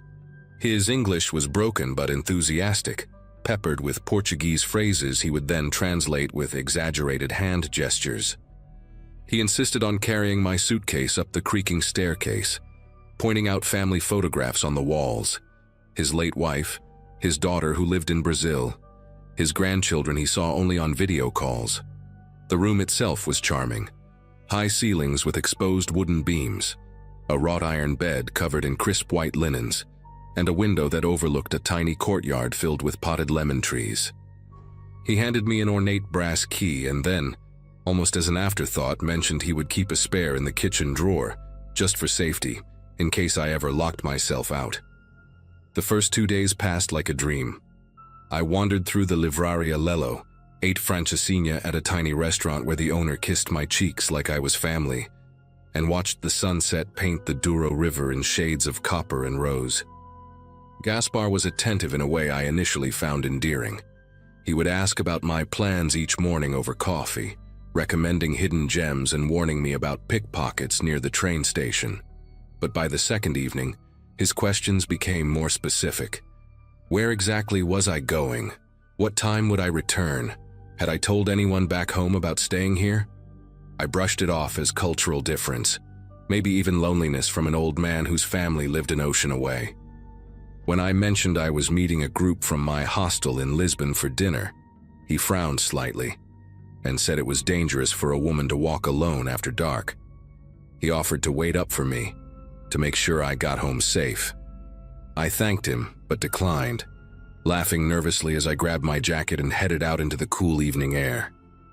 That night I came back earlier than expected, around 9:30 instead of 11, because one of the girls in the group had gotten food poisoning and everyone decided to call it an early night. The narrow street was quiet except for a television flickering blue through a neighbor's window.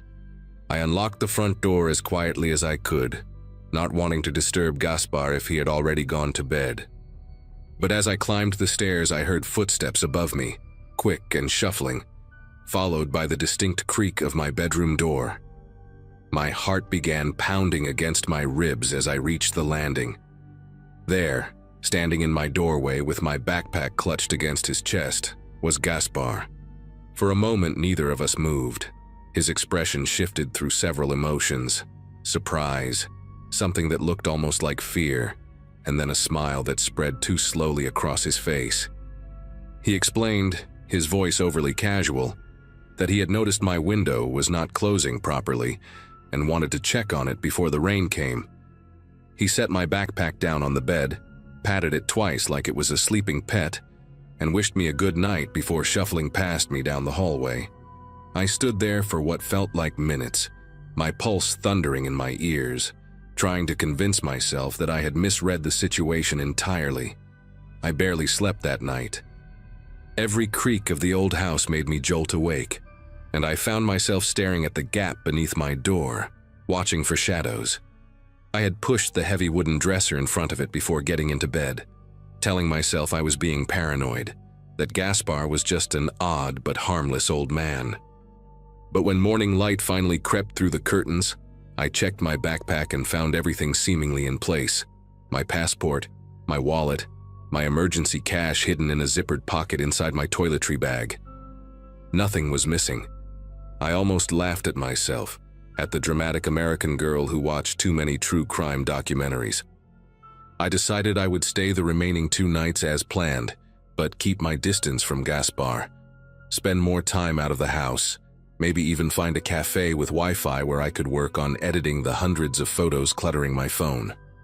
I grabbed my phone from the nightstand to check my messages, and that was when I noticed it.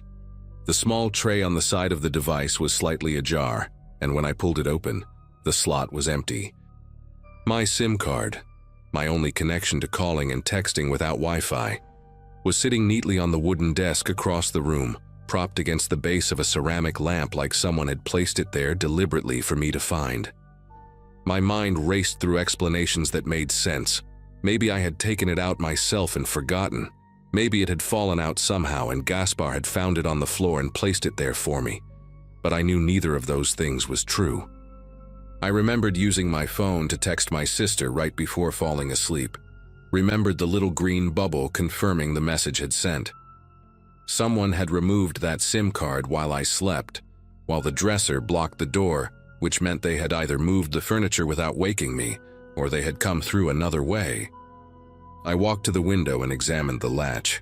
It was old, the kind that could be jimmied open with a butter knife, and the frame showed faint scratches that I had not noticed before. My stomach twisted into a knot so tight I thought I might be sick. I shoved the SIM card back into my phone with trembling fingers and immediately tried to book a taxi to the airport. I did not care about the remaining nights I had paid for. I did not care about the non-refundable reservation or the carefully planned itinerary. I just needed to leave this house, this street, this city that had transformed overnight from charming to suffocating. The first taxi I requested through the app accepted my ride, and I watched the little car icon on the screen begin moving toward my location. I started throwing clothes into my suitcase without folding them, shoving toiletries into side pockets, not caring about organization or wrinkles or any of the meticulous packing habits I normally obsessed over. Then, about 3 minutes before arrival, the driver canceled. No explanation, just a notification that my ride was no longer available. I requested another one. A different driver accepted, and again I watched the icon approach on the map, getting closer and closer until it was practically on top of my pin. Then he canceled too. I tried a third time with the same result. Acceptance, approach, cancellation. On the fourth attempt, I watched the car actually turn onto my street, pause for nearly a minute, and then make a sharp U-turn before the cancellation notification appeared. I stood at my window looking down at the narrow road, my suitcase zipped and waiting by the door, and I saw the white sedan disappear around the corner like it was fleeing from something. I switched to a different taxi app, one of the local Portuguese services I had downloaded as a backup. The first driver who accepted sent me a message almost immediately. "This address? You are sure?" I typed back, "Yes, please hurry." He canceled 30 seconds later without another word. I finally went downstairs, thinking maybe I could walk to a busier street and hail a cab the old-fashioned way. Gaspar was sitting at the kitchen table with a newspaper spread in front of him and a small cup of espresso steaming by his elbow. He looked up when I appeared with my suitcase and something flickered across his face. Not surprise exactly, but a kind of resigned disappointment, like a parent catching a teenager sneaking out past curfew. He asked if I was leaving early, and I told him there was a family emergency back home, that I needed to catch the next flight to Denver. He nodded slowly, folding his newspaper with deliberate care, and said that was very unfortunate because the neighborhood had been having some problems lately. "Problems with what?" I asked, my voice coming out sharper than I intended. He waved his hand vaguely and mentioned something about break-ins, about strangers asking questions, about how it was not safe for a young woman to be wandering around alone with luggage. He offered to call someone for me, a friend who had a car who could take me to the airport for a fair price. Every instinct in my body screamed at me to refuse, to walk out that door and take my chances on the street.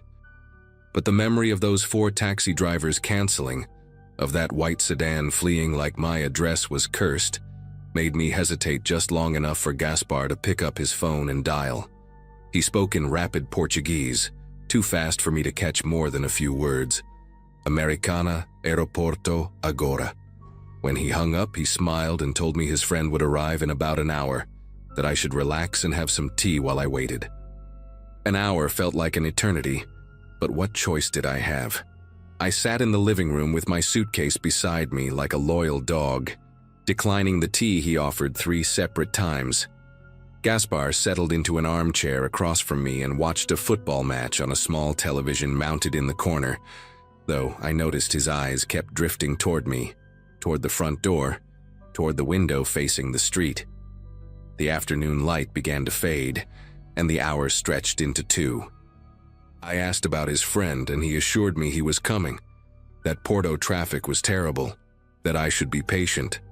By the time the sun dipped below the terracotta rooftops, I knew no one was coming to take me to the airport. I stood up and announced I was going to walk to the main road and find my own transportation. Gaspar rose from his chair faster than I would have thought possible for a man his age, positioning himself between me and the door, with his hands raised in a gesture that was probably meant to be calming, but felt like a wall. Outside, dogs had begun barking. Not just one or two, but what sounded like every dog in the neighborhood, a chorus of frantic yelping that rose and fell in waves. I moved to the window and pulled back the lace curtain, and what I saw made my breath catch in my throat. 2 cars were parked on the narrow street below, both dark sedans with their engines running, exhaust puffing white in the cooling evening air. I could see silhouettes inside, 2 people in the front car, at least 3 in the back one. But their features were obscured by the fading light and the tinted windows. They were not moving, not getting out, just waiting. I turned to Gaspar and demanded to know who they were, what was happening, why I could not leave. He looked at me with an expression I will never forget, a mixture of pity and fear that seemed genuine, that made him look suddenly very old and very tired. He shuffled toward the staircase and gestured for me to follow him back to my room. When I refused, he leaned in close enough that I could smell the coffee on his breath and the faint mustiness of his wool sweater. His voice dropped to barely above a whisper as he said the words that still echo in my nightmares. "You cannot leave tonight.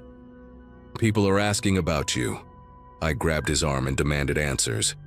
Who was asking? What did they want? What had he done? Gaspar pulled away and sank into a chair like a man defeated by something far larger than himself. In halting English mixed with Portuguese I could barely follow, he explained that he owed money to certain people, the kind of people who did not take no for an answer, the kind who noticed when young foreign women with American passports stayed alone in houses they controlled. He swore he had not meant for any of this to happen, that he had only mentioned me in passing, that he thought they just wanted to look at my documents to see if I was worth anything. Worth anything? Those words hung in the air like poison. He said the men outside had been watching since yesterday, that they had connections at the taxi companies, that the whole neighborhood knew better than to interfere. I felt the walls closing in, felt the ancient house transform from a charming relic into a cage, with blue tiles and lemon trees. But beneath the terror, something else ignited. A cold, sharp fury that burned through the panic and left me thinking with terrible clarity. I told Gaspar I needed to use the bathroom, and he nodded wearily, too broken to suspect anything. I locked myself in the small washroom off the kitchen, pulled out my phone, and connected to his Wi-Fi. My fingers flew across the screen as I opened every app I could think of. I messaged the American Embassy emergency line on Facebook. I emailed the consulate with my location and a desperate plea for help. I posted in a travel safety group with my exact address and a photo of the street I had taken days earlier, and I sent my sister a voice message explaining everything in case it was the last thing she ever heard from me. Then I did something that probably saved my life. I found the local Porto police emergency contact online and sent them a WhatsApp message with my passport photo, my location pin, and a frantic explanation that I was being held against my will by people who wanted to traffic me. I did not know if they would respond, did not know if WhatsApp was even a legitimate way to contact law enforcement, but I had nothing left to lose. I stayed in that bathroom for nearly 40 minutes, refreshing my messages, listening to the muffled sounds of Gaspar pacing in the kitchen and the dogs still barking outside. And then, like a miracle, I heard sirens. Distant at first, then closer, then right outside the window. I heard car doors slamming, engines revving, and tires screeching as the dark sedans fled into the night.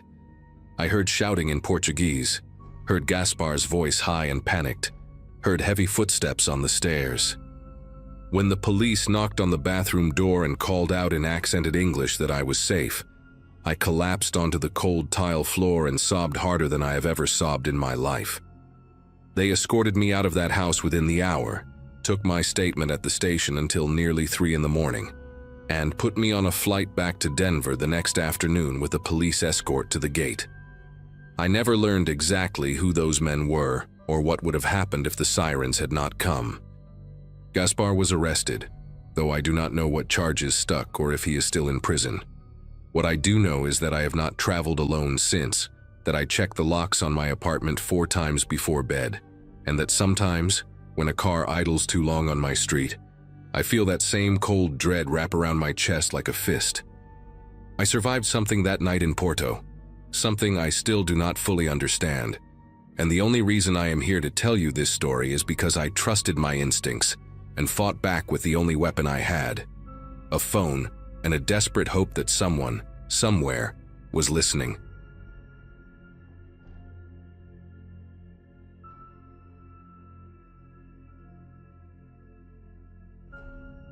My company sent me to Austin for a software training conference back in March of 2018. 4 days, all expenses paid, which sounded great until I saw the hotel options they approved. $60 a night in downtown Austin gets you a room that smells like cigarette smoke and desperation. So I did what most people my age do now and booked a rental apartment instead. Found a nice-looking place about 6 blocks from the convention center.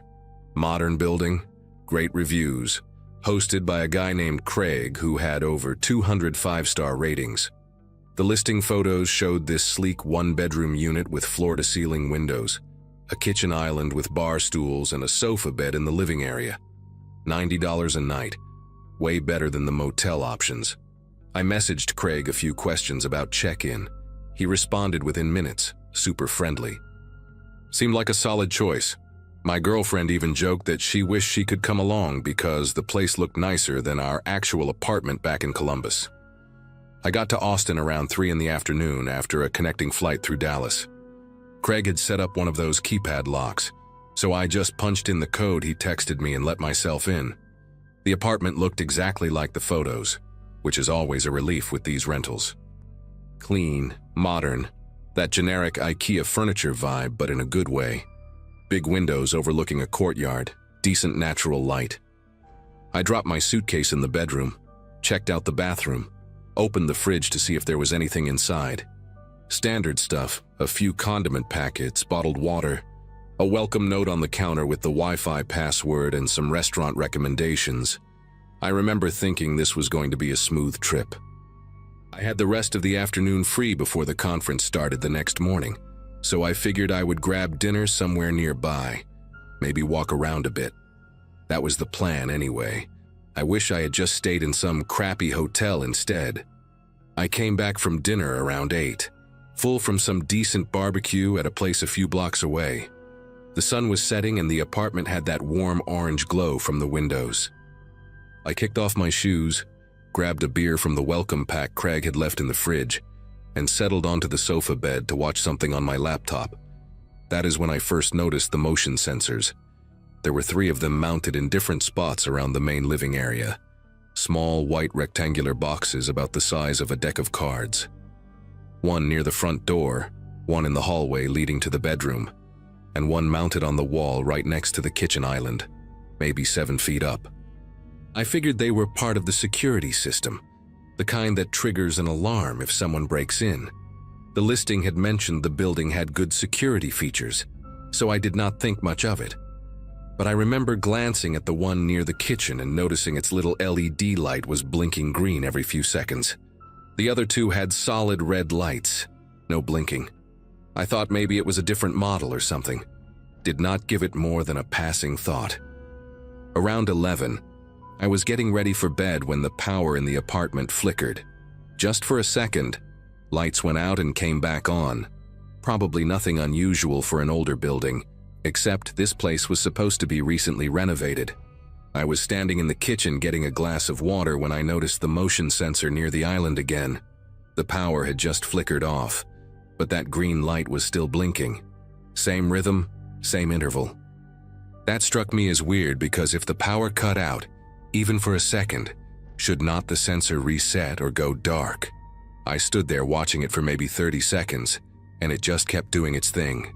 Blink, pause, blink, pause. I walked over to the one by the front door and its red light had gone solid again after the flicker, like it had rebooted. Same with the hallway one. But the kitchen sensor kept blinking like nothing had happened.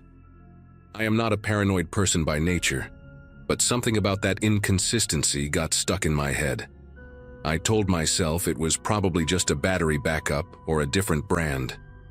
I went to bed, but I kept thinking about that blinking light in the dark. The next morning I woke up early, around 6, even though my first session at the conference was not until 9. I made coffee using the little machine on the counter and found myself staring at that sensor again. In the daylight, I could see it more clearly. It looked newer than the other two. The plastic was shinier, less dusty. The other sensors had that slightly yellowed look that white electronics get after a couple years. This one looked like it had been installed recently. I pulled one of the bar stools over and climbed up to get a closer look. The sensor by the front door had a small logo on it, some security company brand I did not recognize, and a serial number sticker. The hallway one had the same, but the kitchen one was different. No logo, no serial number, just a plain white casing with a tiny dark circle in the center that I had not noticed before. I remember my heart started beating a little faster when I saw that circle. It was maybe the size of a pencil eraser, slightly recessed into the plastic. I told myself it was probably just a light sensor or an infrared detector. Motion sensors have those, right? But why would this one look so different from the others? I got down from the stool and grabbed my phone. I typed the brand name from the other sensors into a search and found the security company website. They made basic home security equipment, motion detectors, door alarms, that kind of stuff. I looked at their product catalog and found models that matched the sensors by the door and hallway perfectly. Then I searched for one that matched the kitchen unit. Nothing. Not a single product on their site looked like that plain white box with the little dark circle. I went back to the listing page for the apartment and read through the description again. Craig had written that the unit featured a smart security system with motion detection. I scrolled through the photos and found one shot of the living room from an angle that showed the kitchen area. I zoomed in as much as my phone would let me. The photo was from maybe a year ago based on the listing date. In that picture, there was no sensor mounted near the kitchen island, just bare wall. My mouth went dry. That sensor had been added sometime in the last year, and it was not the same brand as the rest of the system. I skipped breakfast. I was supposed to be at the convention center in 2 hours, but I could not stop thinking about that device on the wall. I pulled the bar stool over again and climbed up, this time with my phone flashlight on. I angled the light directly at that little dark circle, and my stomach turned. Through the tiny opening, I could see the unmistakable glint of glass, a lens. I had worked briefly at an electronics store during college, and I knew what camera lenses looked like, even miniature ones. This was not a motion sensor. I climbed down and sat on the stool for a while, just processing. My mind was racing through possibilities. Maybe Craig had a legitimate reason. Maybe it was for security in case of break-ins. But why would he hide it? Why make it look like the other sensors? And why point it directly at the living area where the sofa bed was, where I had been sitting in my underwear the night before watching videos on my laptop? I felt sick. I actually felt physically sick, like I needed to throw up. I went to the bathroom and splashed water on my face, trying to calm down and think clearly about what to do next. I decided I needed to know for sure before doing anything drastic. I grabbed a butter knife from the kitchen drawer and climbed back up on the stool. The device was mounted with 2 small screws. Phillips head, nothing complicated. I hesitated for a second, thinking about whether I was allowed to tamper with the host's property. Then I thought about someone watching me sleep, and I stopped caring about the deposit. The screws came out easily, too easily, like they had been removed before. The device popped off the wall and I held it in my hands. It was light, maybe a few ounces. I turned it over and found a small label on the back with a model number and a brand name I recognized immediately: NannyCam Pro. I had seen these advertised online, marketed to parents who want to keep an eye on babysitters, or to people who suspect their spouse is cheating. Wireless, battery-powered, Connects to an app on your phone so you can watch the feed remotely. The battery explained why it kept blinking during the power outage. This thing was not connected to the apartment security system at all. It was streaming video to someone's phone, and that someone had positioned it to capture everything happening on the sofa bed and kitchen area. I took photos of everything. The device, the label, the spot on the wall where it had been mounted, the 2 screws. I even took a video of myself turning the camera over and showing the NannyCam Pro branding. My hands were not steady, but I got the footage I needed. Then I sat down and messaged Craig through the rental app. I kept it simple. Said I found a camera hidden in the living room and asked him to explain. He responded within 5 minutes, which told me he had probably seen me remove it from the wall through the live feed. His message was calm, almost rehearsed. He said I must be confused, that it was just a heat sensor for the smart thermostat system. Nothing to worry about. He even added a smiley face emoji at the end. A smiley face. I typed back that I had removed it and found the NannyCam label on the back. There was a long pause, maybe 10 minutes, where he did not respond. I just sat there staring at my phone, waiting. When he finally replied, his tone had shifted.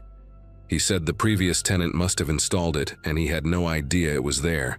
He apologized for the confusion and offered me a partial refund for the inconvenience. I almost laughed at that response. The previous tenant installed a wireless camera that was still actively streaming to someone's device, and Craig had no idea.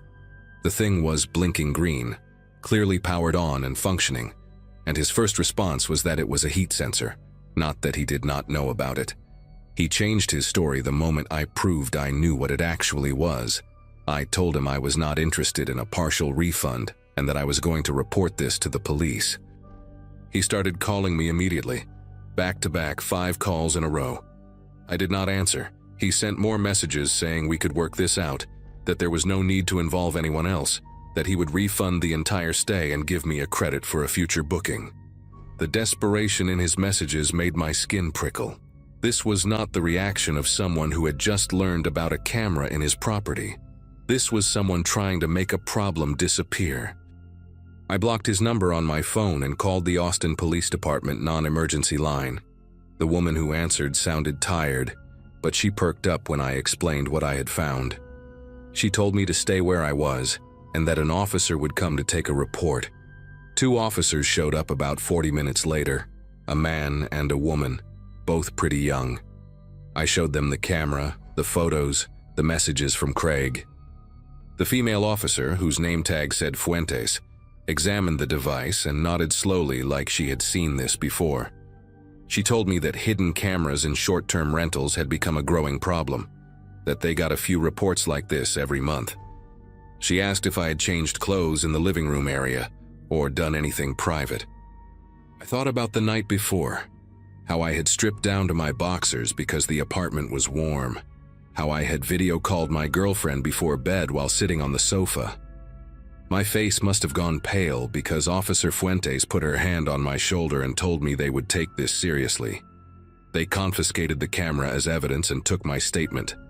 The male officer made some calls and found out that Craig owned 3 other rental units in the Austin area. 3 other apartments where he could have done the same thing. They told me I should find somewhere else to stay for the rest of my trip and that a detective would follow up with me in the coming days. I packed my bag in about 4 minutes and got out of there. I ended up at a chain hotel near the airport, $70 a night, ugly carpet and all. I did not care. I checked every corner of that room twice before I even sat down on the bed. The detective called me 2 weeks later, after I was already back home in Columbus. She told me they had executed a search warrant on Craig's residence and found external hard drives containing footage from multiple properties going back almost 2 years. Hundreds of hours of video, guests sleeping, getting dressed, being intimate with partners. She could not tell me if I was on any of those recordings, said it was part of an ongoing investigation. Craig was arrested and charged with multiple counts of voyeurism, but I never found out what happened after that. I searched for news articles, court records, anything, but his name never showed up in any public reports. Maybe he took a plea deal, Maybe the case is still pending. I genuinely do not know. What I do know is that I think about that little green blinking light more often than I want to admit. Every hotel room, every rental, every friend's guest room, I find myself scanning the walls and ceilings before I can relax. My girlfriend and I went to a cabin in Michigan last fall, and I spent the first hour unscrewing smoke detectors and checking behind mirrors. She says I have become paranoid. Maybe she is right. But someone watched me in my underwear, watched me sleep, watched me have a private video call with the person I love. And there might be a recording of it on some hard drive in an evidence locker somewhere in Texas. That is not paranoia. That is just knowing what people are capable of when they think no one is paying attention.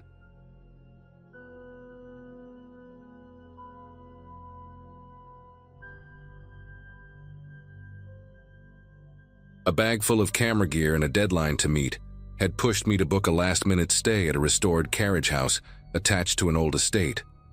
At the time, life felt like a patchwork of shoots, edits, and travel, and I'd gotten used to working from whatever room I happened to land in. This place had that curated, historic charm vibe. Exposed beams, polished floors, the smell of furniture wax lingering in the air. The only thing that didn't quite match was a wooden panel hanging on the wall across from the bed. Everything else looked like it belonged in a boutique magazine spread, but that panel had a dull, uneven finish, like it had been carved by hand and forgotten for decades. I remember thinking it looked staged, but not in a designer way, more like someone wanted it there for a reason they weren't explaining. I'd unpacked just enough to prep for a video call with a client, trying to get the lighting right so I wouldn't look like I was dialing in from inside a cave. I shifted my lamp a few inches, then a few more, and that's when my attention drifted back to the panel. One of the carved cutouts caught the light in a strange way, not a reflection, more like something inside the hollow shape shifted for a split second. At first I chalked it up to glare bouncing off the lamp, but the more I stared at it, the more I realized the faint flicker came from deeper than the surface. It made my chest tighten in that uneasy, instinctive way you get when you notice something that shouldn't be behaving the way it is. I walked closer, telling myself it was probably a draft or maybe a stray shadow. The carvings were oddly intricate, thin slits, diamond shapes, shallow apertures that weren't symmetrical. Up close, they gave the uncomfortable impression of being intentional in a way I couldn't place. I pushed gently on the panel, expecting it to be solidly anchored. Instead, it shifted about an inch, just enough to reveal a narrow gap in the drywall behind it. The gap wasn't symmetrical either. It looked like someone had cut through from the other side and never bothered to plaster it. I reached in with my phone flashlight, angling it until the beam slipped past the jagged edges. What it illuminated didn't look like part of any normal wall. The gap connected to a cramped, unfinished space running between the carriage house and the main building. It reminded me of those awkward architectural leftovers you only realize exist when a house gets renovated. Except this one wasn't empty. Dust coated most of the floor, but near the entry point were faint footprints, fresh enough that the shape of a heel and part of the arch were still defined. The dust around them looked recently disturbed, trailing deeper into the void. And near the closest footprint, pushed up against a beam, was a takeout container from a local diner I recognized from the drive-in. There was no dust on top of it. Someone had been in there not long before I checked in. Someone small enough or determined enough to crawl through that narrow space, hidden by a panel placed directly across from the bed. I stepped back from the wall, letting the panel fall back into place, and tried to make sense of what I'd just seen. The room around me felt different now, like the air had gone still in a way I hadn't noticed before. I kept replaying the details, the disturbed dust, the clear shape of those footprints, the untouched takeout container sitting like someone had dropped it and planned to come back. The strangest part was how deliberate the panel seemed once I really paid attention to it. Its position wasn't decorative at all. It was angled just right, facing the bed with those carved openings arranged in a pattern that suddenly reminded me of camera viewports. I sat on the edge of the mattress for a moment, listening to the faint settling sounds of the old building, each creak making me wonder if it came from the void rather than the beams overhead. Eventually, I reached out to the host through the app, trying to sound calm while explaining what I'd found. She answered quickly, almost too quickly, brushing everything off like it was part of some harmless architectural quirk. "Oh, that old construction gap has been there forever," she wrote, as if that explained the fresh tracks or the takeout container that couldn't have been older than a day. When I mentioned the panel and how it didn't match the rest of the decor, she doubled down, insisting it was just a touch of historical character. But nothing about it felt historical. The edges weren't worn the way the beams were, and the screws holding it in place looked new. Her casual dismissal only made my pulse pick up, because now it felt like she either didn't know the truth or didn't want to acknowledge it. I ended the chat feeling more unsettled than before and decided to check the panel again, this time listening carefully as I nudged it aside. The gap wasn't wide enough to climb through, but the space beyond extended far enough that someone could definitely move around in it. I angled my phone light deeper into the void, sweeping it slowly across the exposed joists and insulation. A faint glint caught my eye from farther inside, something metallic reflecting just enough to stand out. I couldn't reach it, but knowing it was there made the whole situation feel even stranger, like whoever had been in that space wasn't just hiding, they were bringing things in. Staring at that dim reflection, I couldn't shake the feeling that the panel wasn't just a cover, it was a viewport. As evening crept in, I tried to work on my project, but every so often I caught myself glancing at the panel, waiting for another flicker. The room had dimmed to that bluish hue you get when the sun drops behind the trees, and the panel's carvings seemed to absorb the light instead of reflecting it. At one point, a soft tapping sound drifted through the wall, quick, subtle, almost playful. It wasn't like the building settling.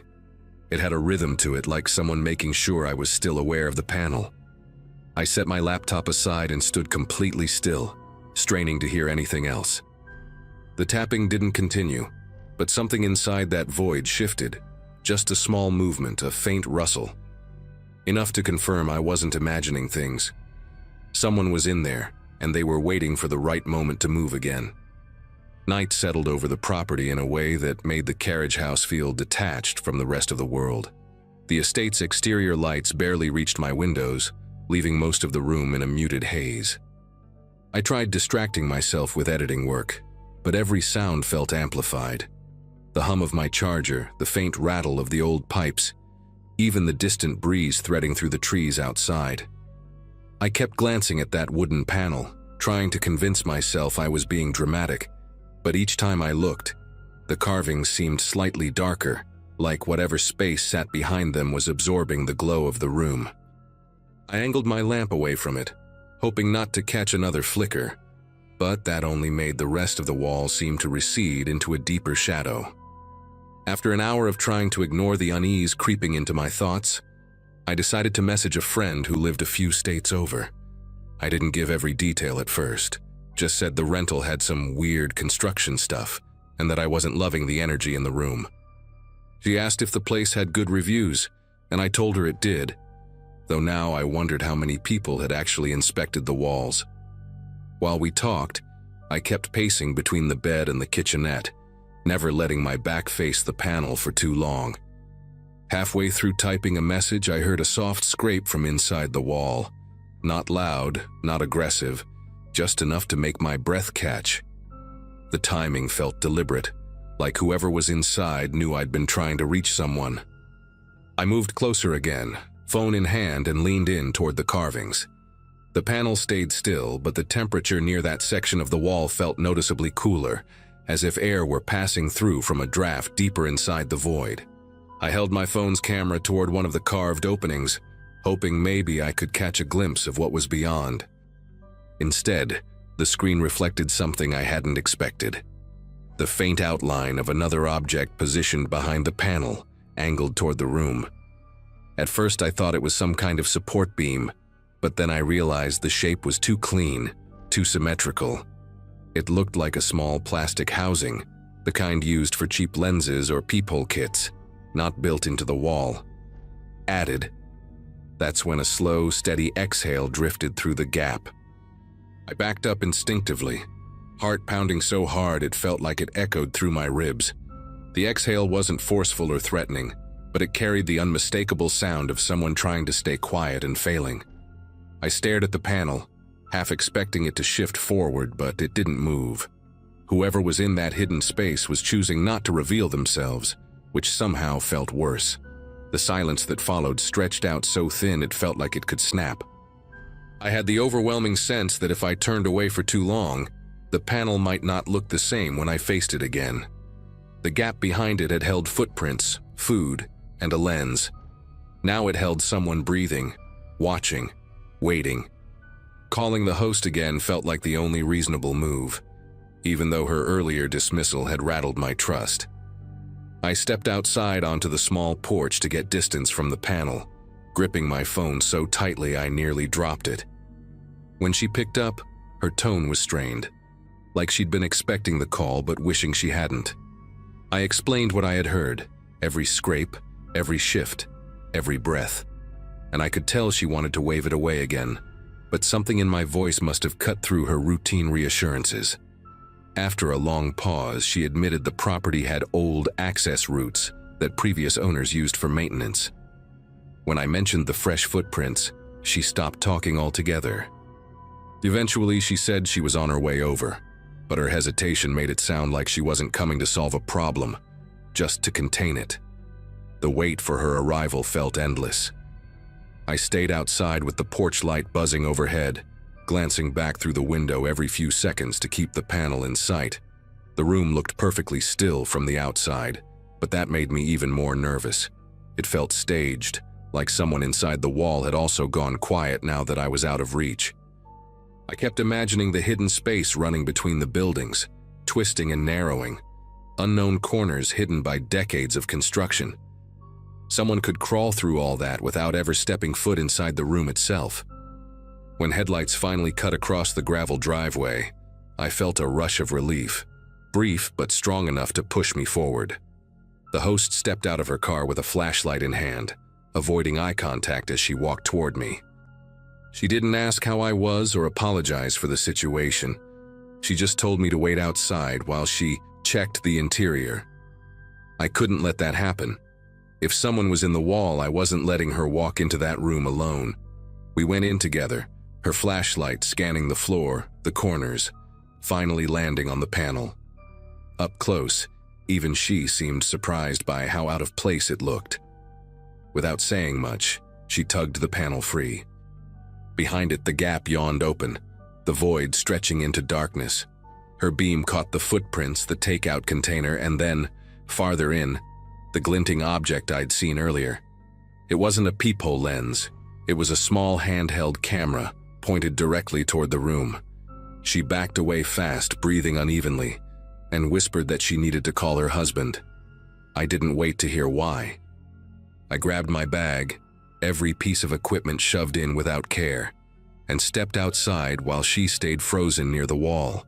By the time I reached my car, she was on the phone speaking in a low, frantic tone. I drove off without looking back, not wanting to see whether something else shifted inside that void as I left.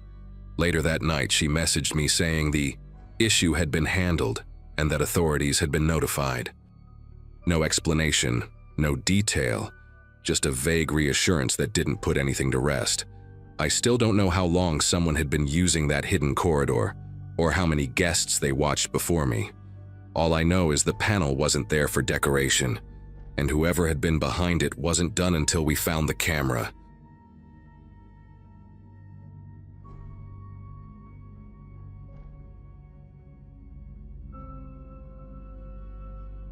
The Airbnb I booked that spring belonged to a family living in a quiet residential neighborhood on the edge of a small town, the kind of place where most houses had wind chimes and faded porch swings.